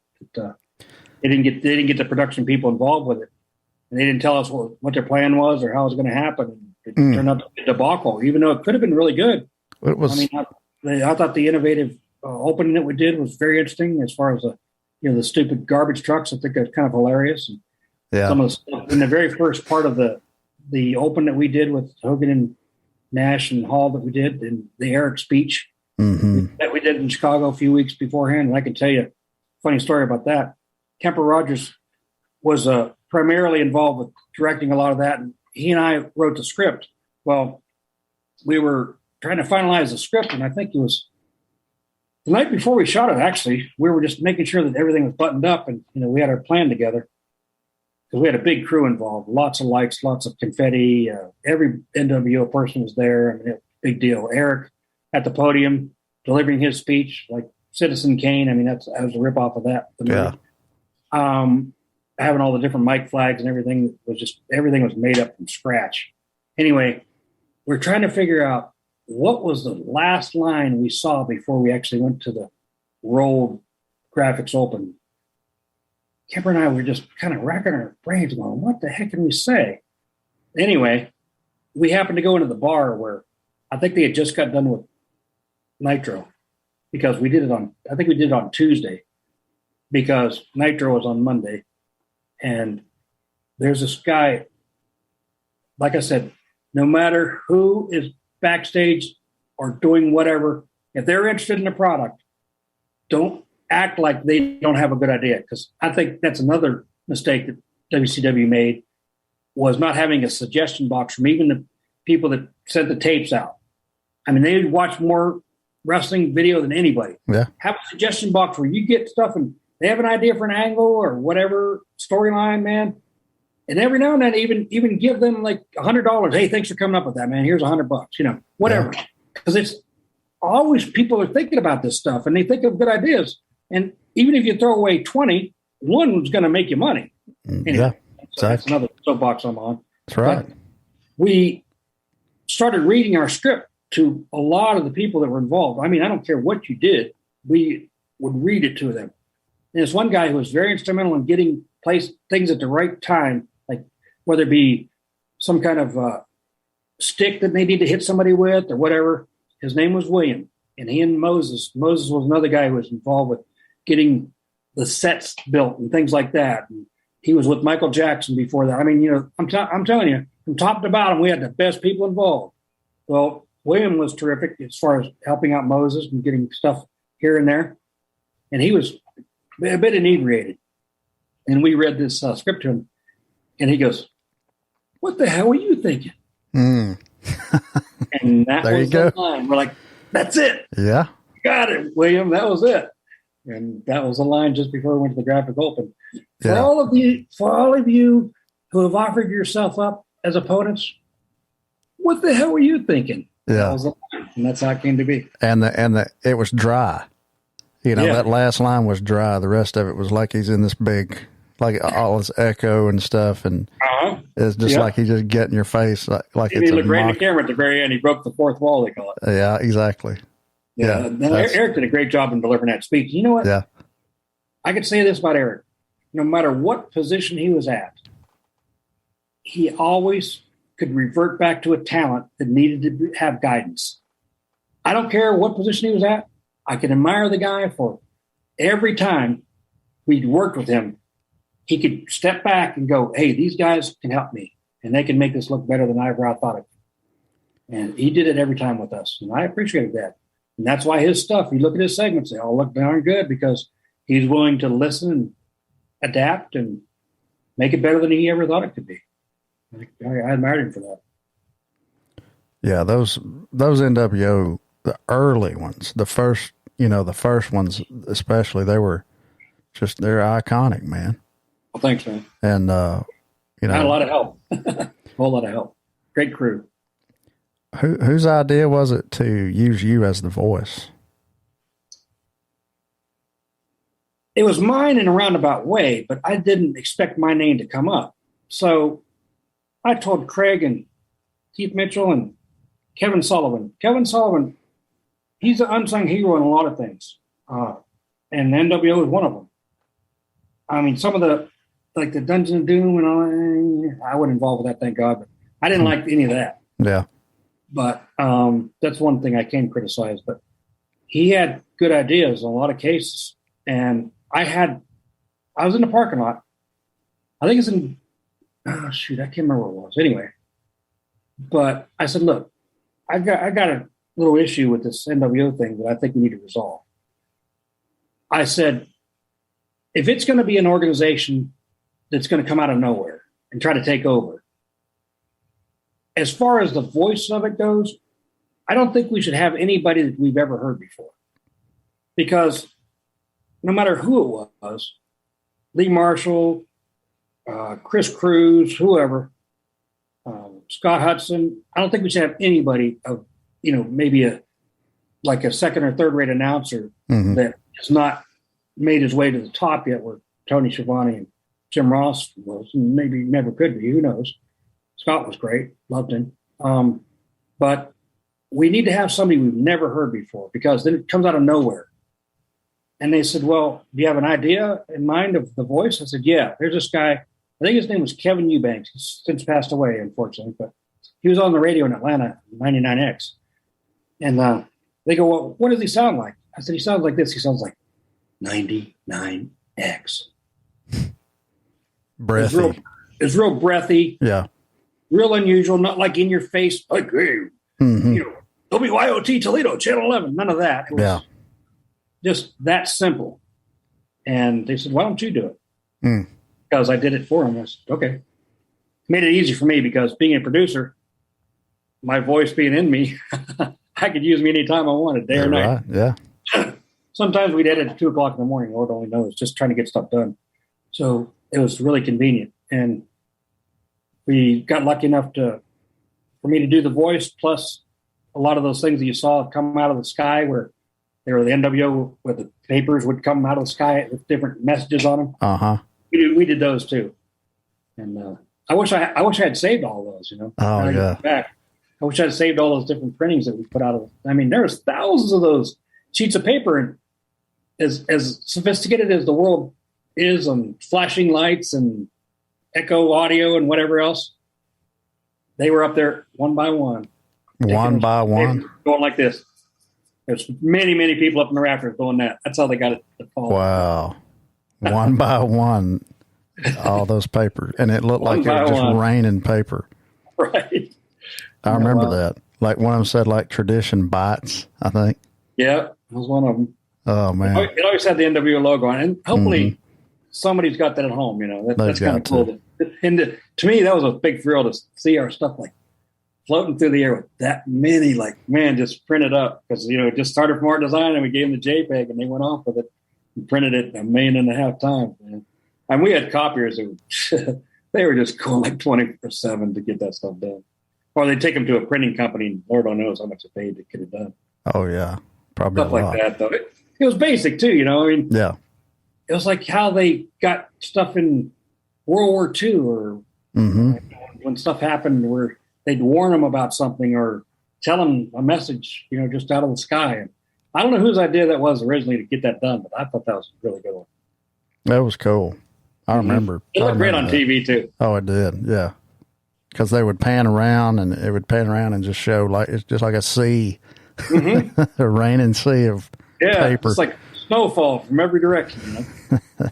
That was cool. You know, I appreciate you having me on, because I get to, you know, share with you, Andrew, what other people maybe have remembered, you know, and it was just a great time to be a part of it. A lot of times when I first got done with the NWO and everything, I just kind of had a trepidation about it a little bit, because I rotted your minds to a certain degree, because so much the NWO is a negative connotation, and that's not what I am. That's not the person I am. I'm a positive builder up type person, and to see that you folks turned out really well and really good is a pleasure. It's always fun talking about it. You know? Oh yeah, I appreciate you willing to come on. No problem. We got more time. Whatever comes to mind. The sound bites in the early ones were just Hogan, Hall, and Nash. Mm-hmm. Yeah. I've heard. I can't remember who. I think it was Scott Hall and Kevin Nash talk about how Hogan, you know, couldn't really nail the one-liner type cool kind of hip kind of things that Hall and Nash had it down. Yeah, you know, they're just naturally sound bites. Hogan's going off on like 10-minute rant like he's going to slam Andre, you know, or something, but y'all just kind of let him do that and then just kind of cut it together, right? Mm-hmm. Yep. And it worked. That's why that was a big advantage of the way we shot it that way, because we could even it out no matter what. Whoever went off on whatever, we could even it out, and that's some things I wish I would have kept too. Like when Hogan kicked the world, I had him. I bought this beach ball, had a world map on it, and I kind of told him to do the spray painting thing, because you know all gangs do that, and they carried that to doing it on planes and stuff like that later on. But I had him spraying the set and stuff like that. But I gave him a world, and I said, you know, show where the WCW originated from, like Atlanta. Show them like that on the map. But the world, the NWO has taken over the world, you know, and it's like, I think I only had like 3 different globes like that, but Hogan spread perfectly on Atlanta. Covered up Atlanta. And then we made an NWO on the other side of it, you know, and then he kicked the beach ball and I'll tell you, the first time he kicked the beach ball, he kicked it right in the camera lens. It would shoot like that, just perfectly in the camera lens. I mean, stuff like that, you can't write that stuff, you know, you can't get that lucky. And it, bang, it just banged off the camera lens. He threw the bat in the air and it disappeared. And just weird stuff like that happened. Just not always by accident, but you know, we tried to take advantage of anything like that came up. Oh yeah, and the black and white feel to it. I mean, it was innovative. It was so innovative, and it looked like, you know, you made it look like low budget. At the same time, it looked so cool that you couldn't forget it. It was like, I don't know, you know. Thanks. That was the whole idea. Was to make it look like we didn't have any money. Yeah, and it was cheaply done, kind of. But that afforded us a lot of things to make it look cool with the quick cutting and everything. Because imagine you don't have a lot of money, so you're going to get a kid out of college maybe that is the director. Well, as you age as a director, you understand flow of video and how it's supposed to work. Well, a kid that is just out of college. He just wants to press a bunch of buttons. That's what he was there for, right? Yeah. That was the whole idea behind the crazy cuts, like every direction and breaking all kind of rules and, showing a close up of this and maybe hands of that or just to them holding the camera next or whatever. Yeah. It was because of, imagine hiring somebody who didn't know what they're doing, doing it. And I remember one time we did a Lex Luger video when he came with Liz. God rest her soul. She was a sweet lady. Beautiful, man. Anyway, Lex had a motorcycle or something in the foreground, and he was talking, and he was okay at it, but we really had to spice it up a bit. And we were playing stuff behind them on the screen. Well, if somebody didn't know what they're doing running a tape, they would accidentally make it go like on the air. It would go fast forward. Yeah. So I remember I was working with a guy who'd done major productions, Mike Grable. He was a terrific editor. And he had a very distinct laugh. And we just loved to work with him. He's just so cool. And he did so many of our videos. Anyway, I said, Mike, do me a favor. I said, you know how that video in the background and we want to make it look like it's, fast forwarding. I said, put that audio in there. Like, make that noise, I said, put it in there. He goes, you sure you want to do that? I said, yeah, we want to do that. So he would turn around all the time and we'd put mistakes in there on purpose. He goes, you sure you want to do that? Like, yeah, we want to do that. Because he was so used to doing it right, Yeah. And get it exactly perfect. And we wanted to not have it perfect on purpose. Yeah. So he would just shake his head sometimes like, okay, I'll put it in there. Oh, boy, what a joy. Man, so many good people, from graphics people, people that unloaded the trucks, man. Yeah. Some real good people. Wow.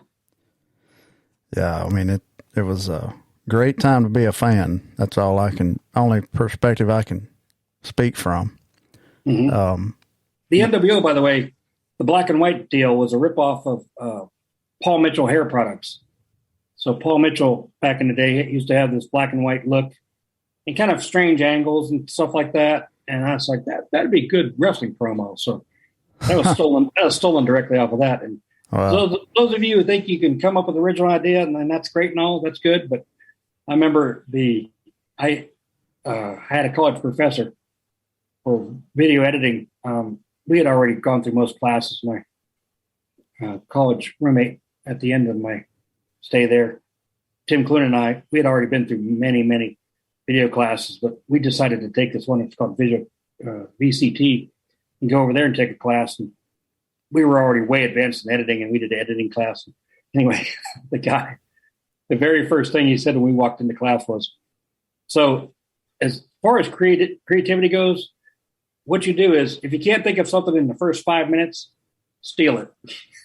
So, steal the idea and make it yours, because nobody ever care, nor will they say anything about it, because they won't know, or, just people don't care.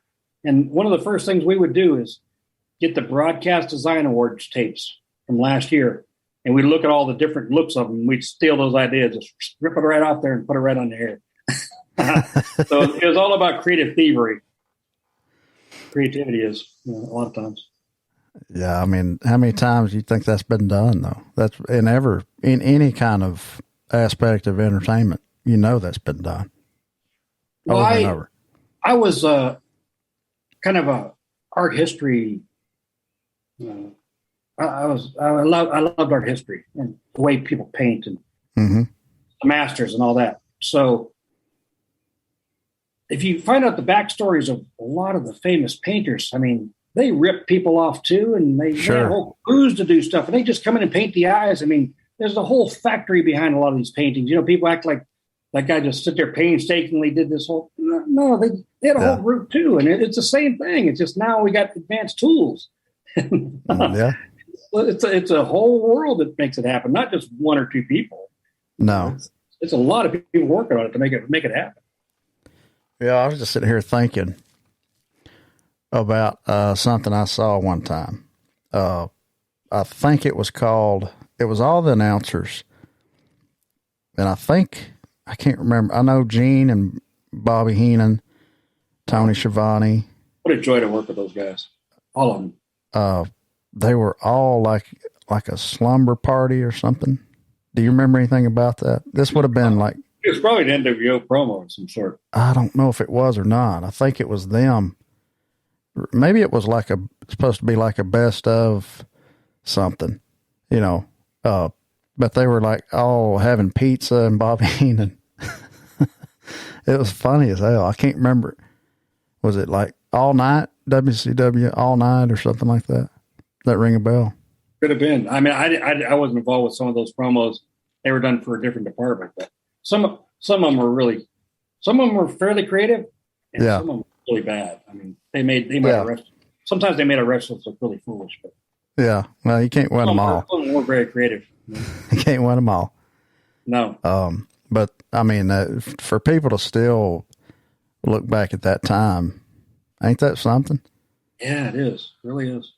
Bobby Heenan, by the way, was just one of the funnest people to ever work with in their lifetime. The guy was so creative. I mean, even when we did WCW main event, so WCW main event was a Sunday night show, aired on TBS, and Kemper, he came up with some good-looking graphics package. It was only supposed to air like a couple weeks. And when Gene and Bobby would sit at the table, no kidding, it was a 4x8 sheet of plywood that had Luan on the top, but it was stained like walnut. And it was on 2 sawhorses. I mean, my God. Sawhorses were there. And then wow. That's it. There was no expensive looking test at all. The cool thing about it is Bobby always had to have a phone because something was always more important in his life than the show. So he'd be on the phone talking to his lawyer or something like, one of my favorite scripts he used to do was he was talking like he'd be complaining like that, you know, he'd be like going back and forth like he was talking with somebody that was like one of his underlings, you know. He goes, "Okay, Mom, I'll call you later." Just the stuff that he would come up with on his own conversations, only hearing his end, you know. God, he was a genius at it. And here's the entertainers these people were, Gene and Bobby. It would just be myself, Bill, the cameraman, and mostly Breeze, the audio guy, Bob Russell. And we'd be in there doing the main event leads. And I'll tell you, sometimes they would mess up and they would say the wrong name or forget the person they're supposed to talk about. And anyway, but he and Gene, they so loved to entertain people. They would keep on going for like a minute and a half doing their routine, but they, you know, use some creative language in there. Just to make us laugh our heads off. And it was just us 3. I mean, we didn't, you know, they could have stopped and just started immediately and did it, you know, but they just wanted to make us laugh. Isn't that crazy? I mean, those guys were that entertaining, man. They just wanted to make people laugh, and they were so good at it. Oh, and so quick. Gene and Bobby together, man. Those guys they just knew what each other were thinking, you know. And every time they'd be on set, they'd think of something funnier than the last time, or just more creative. And daggone, it was just such a joy to be around those kind of people that good at that. And you can't help but learn something. And they seemed like both of those guys were so fast, so quick-witted, just come back, just always thinking. And just that's what my brother and I say. You know what I like about you? You're always thinking. Always. And those guys certainly were. Yeah. Oh, man, what a joy. Those guys are great. Yeah. To see Gene interview people. Yeah. You know, a lot of times, I mean, it was a little bit cornball, but it was very entertaining still. And some of the stuff that Bobby would just come up with on his own, though, man. I mean, he was pretty much a genius. He really was at that stuff. He just knew what it took to entertain people, and he could make them feel like whatever he wanted to do. And you know, even at the bar afterwards, they'd be doing stuff like that. You know, they just never stopped, and they're hilarious. Yeah, like it was hilarious. What a joy! I remember one of the. I don't know if it was Pro or Main Event. Maybe it was Main Event. It's Tony and Bobby. Mm-hmm. You know, and they're recapping Nitro or the pay-per-view or whatever, and it's maybe the last one of the year because I remember Tony says, "Well, Brain, Happy New Year," and Bobby's like, "Happy New Year. Are we done? Can we go?" And he just starts hollering and throwing stuff and like laughing and he gets up so fast his chair flips over. You could tell he didn't. That wasn't supposed to happen, you know. But he just and then he goes out this way. and then he makes it a point to like run in front of the camera. Even that, like that is genius. Just that small thing right there. Yeah. Yeah. And I love that. He and Scott Hudson together on the set of Worldwide. A lot of people didn't see those syndicated programs that were there like everywhere, but not on prime time. Man, some of the stuff that they did with their leads were just really funny. They really were. Scott was a really good, just a solid straight man, you know. Yeah. And then Bobby would just go off and do his stuff. And doggone, he was so good. Scott was so straight and Bobby was so crazy. Man, it just really worked. Yeah, it was, man, there'll never be another time like that. You know, it's just. Yeah, maybe not. It just all happened to come together, you know, at the same time with the social media really not being what it is today, not as prevalent, and you couldn't get information out so quickly. And so still stuff was kind of somewhat secretive. And yeah, that's one thing I really didn't like is how they came out and told how they did everything so much. Because with Jody Hamilton and myself, the assassin, when I first started working with him, and Nick Patrick then eventually came in, but I worked with Freddie Miller and Joe Pedicino and Wrestling Number 2 and numerous other people. It was like kind of like a brotherhood that we kept to ourselves how it worked. And Jody never clued me in on anything. I mean, I knew it was staged from the very beginning. I mean, sure. I wasn't allowed to watch it because, you know, it was bloody and everything. But my mom and dad just wouldn't let us watch it. But I come to appreciate what they did. And I knew that you couldn't take rabbit punches to the face and stuff like that. But yeah, I kind of just wish that they would have kind of kept it to themselves a little more. Just to make a little bit of element of mystery. I mean, everybody knows it's staged, but how much is it staged? And that's some of the exciting things we talked about, like with Neal Pruitt, Secrets of WCW Nitro, my podcast. One of them we talked about was the attack in the back and how from the start of where Kevin Nash catches Rey Mysterio and throws him into the side of the trailer like a lawn dart. And that whole thing, we tell the whole story about how it happened from start to finish and how it all came together and how the people that were actually on the crew became actors at that point and how it all worked because of them. And those are stuff that we talk about. It's on iTunes and iHeartRadio on Neal Pruitt, Secrets of WCW Nitro. Guy Evans does a terrific job co-hosting with me. He wrote that book, and the book Nitro, The Incredible Rise, The Inevitable Collapse of Ted Turner's WCW is a terrific book if you really want to know the inside of how it all went down in the end. He explains it all. Eric Bischoff's a huge fan of his. He tracked him down in Chicago. He tracked me down and said, hey, I need to shake the hand of Guy Evans. He goes, because he did his homework and he did what he needed to write the book. And Eric doesn't do that to anybody. I'm sorry. No. He wouldn't do that, period. I know the guy. He's not that type. But he came and tracked me down and wanted to shake Guy Evans' hand and did. And now they know each other and, you know, they've talked a lot. And Eric was just really appreciative of him telling the truth. Yeah. It's pretty cool. But that's the person I have as a podcast partner. And we talk about a lot of things like this. And if you're interested in more in-depth information on how to do stuff behind the scenes and how we pull stuff off, we can supply that with you. We have it broken down into subjects. Like I even get to interview my mentor, Jody Hamilton, the assassin. Before he passed away, I got to interview him and talk to him about all the fun we had. Very cool. But it was fun to do. It's been fun to do, and I just appreciate that everybody watching it and appreciating what effort we put into it. It really, really makes me feel good. And I appreciate being on stuff like podcasts like yours, Andrew. It brings back great memories at all times, and it really makes me realize how lucky I've been. It's really awesome. Yeah, everybody needs to check that out. And the book is called, what's the book called? It's called Nitro, The Incredible Rise and Inevitable Collapse of Ted Turner's WCW. It's on Amazon, and you can actually get it in audio form as well. What I did was, you can do this too. When I got the copy of it, I put it in this program on my iPhone and actually read it for me. So it read the book for me. It's called Speechify or something. Anyway, there's several programs that do it now probably. But having been an editor for so long, I can listen to something 3 or 4 times as fast as people actually talk.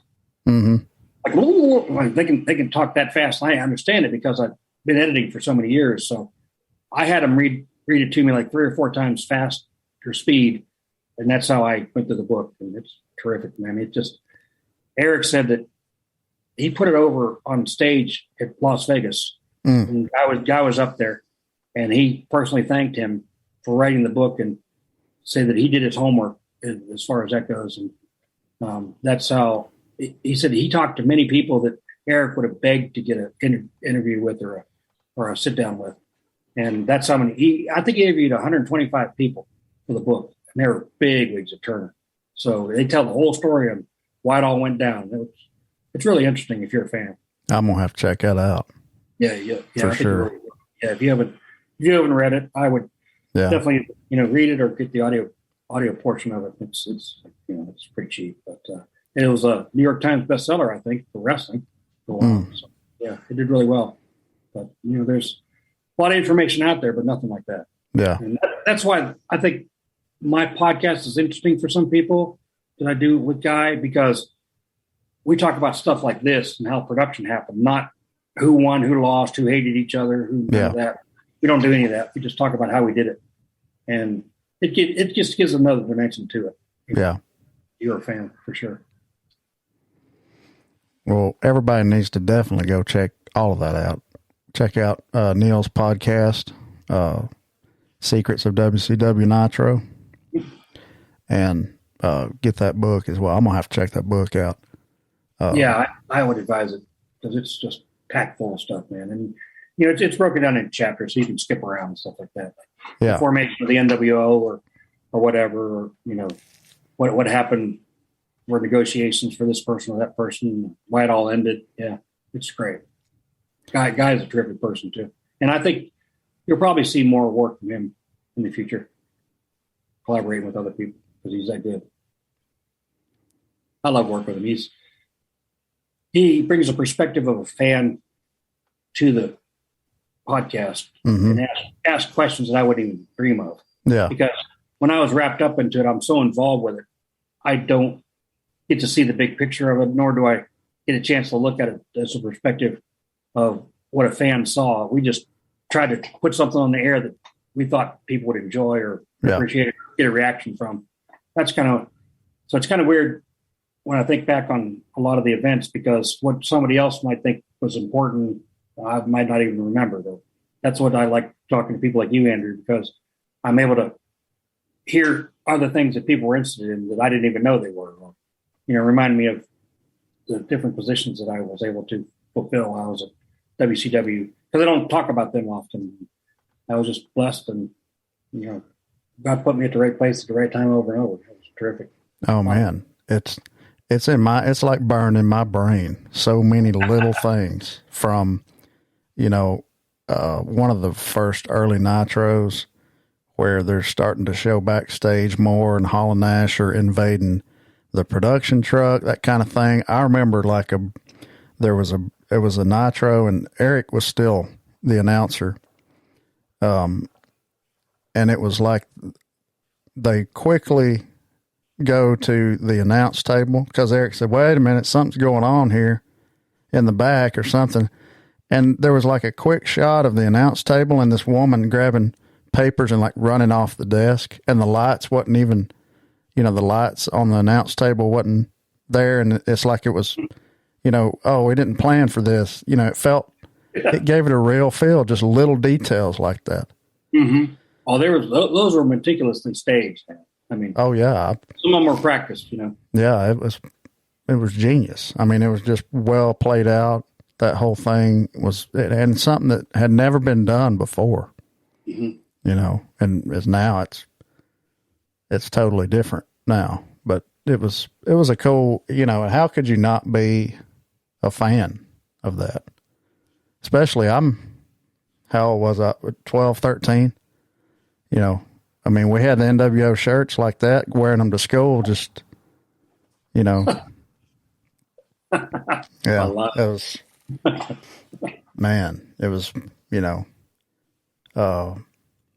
well, I mean, when WCW ended, were you with them until the end?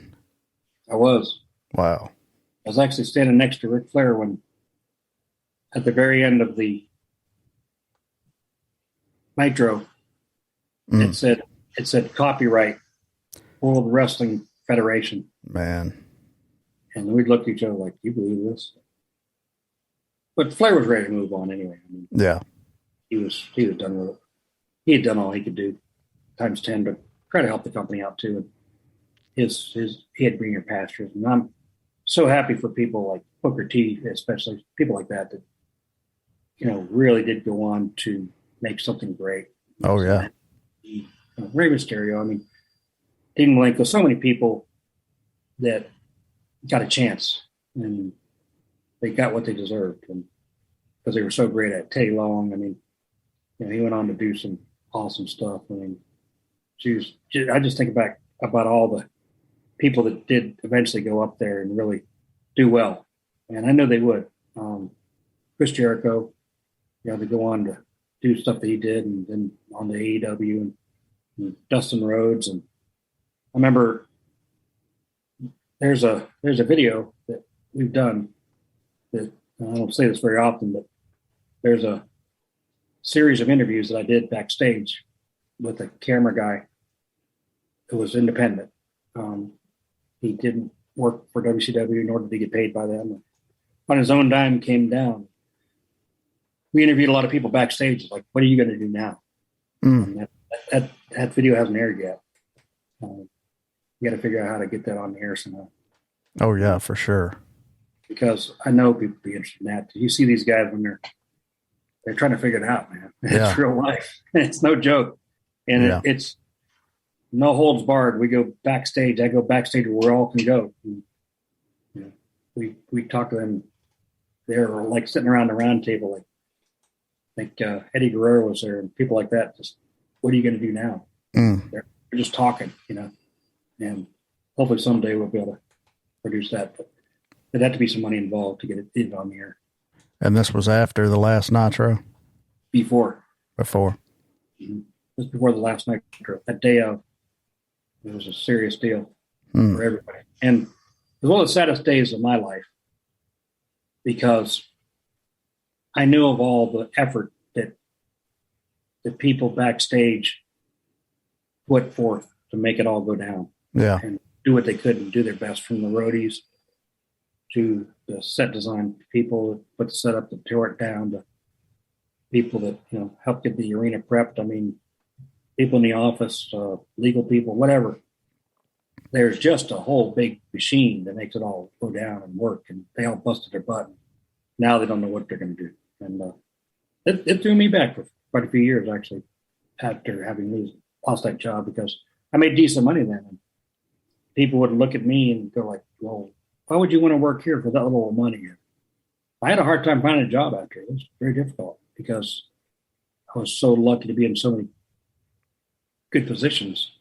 And then, nobody wanted to hire me because of what I got paid or what they thought I was going to do if I did work there. So it was a tough day. Well, so now Turner didn't keep you as a Turner employee after that, or had you already kind of, when you renegotiated, was it just with WCW, that part of Turner? Or? Well, unfortunately, they pretty much lied to us and said that they were going to absorb us back in the system, and they could have in a lot of cases. But they, in general, AOL, Time Warner, they didn't like the stigma of having wrestling anyway. And I don't know if some people were intimidated by our ability to produce good product and a lot of product to put on the air. I think jealousy was maybe a factor on some of the hiring positions. Like, I thought I was going to be able to be an editor. And I remember a guy who was in position of hiring people. I was at one point directing a thing called the Music Room for CNN. And there was a position for an editor came up, and I knew I could have fulfilled it because I'd been working in those suites for years as a producer, and Yeah. I edited for a long time, and I knew the system, and I knew their protocol, and I knew the inside workings of Turner. Yeah. And he goes, "Let me ask you one question, Neal." I said, "What is that?" He goes, "If you get the job as an editor and somebody comes to you and wants you to direct a show, like on CNN or TBS or whatever, would you do it?" I said, "Yeah, of course I would." He goes, "Well, then I can't hire you." I said, "What do you mean you can't hire me?" I said, "You can't." I said, "You can plug me in right now, dude. You can plug me into the system. I know the system. You could plug me in right now, and I could work however long, and you'd be good for it." And I said, "On my way out, I would teach people whatever I know to get the job done. You know that." And he wouldn't hire me. What a jerk.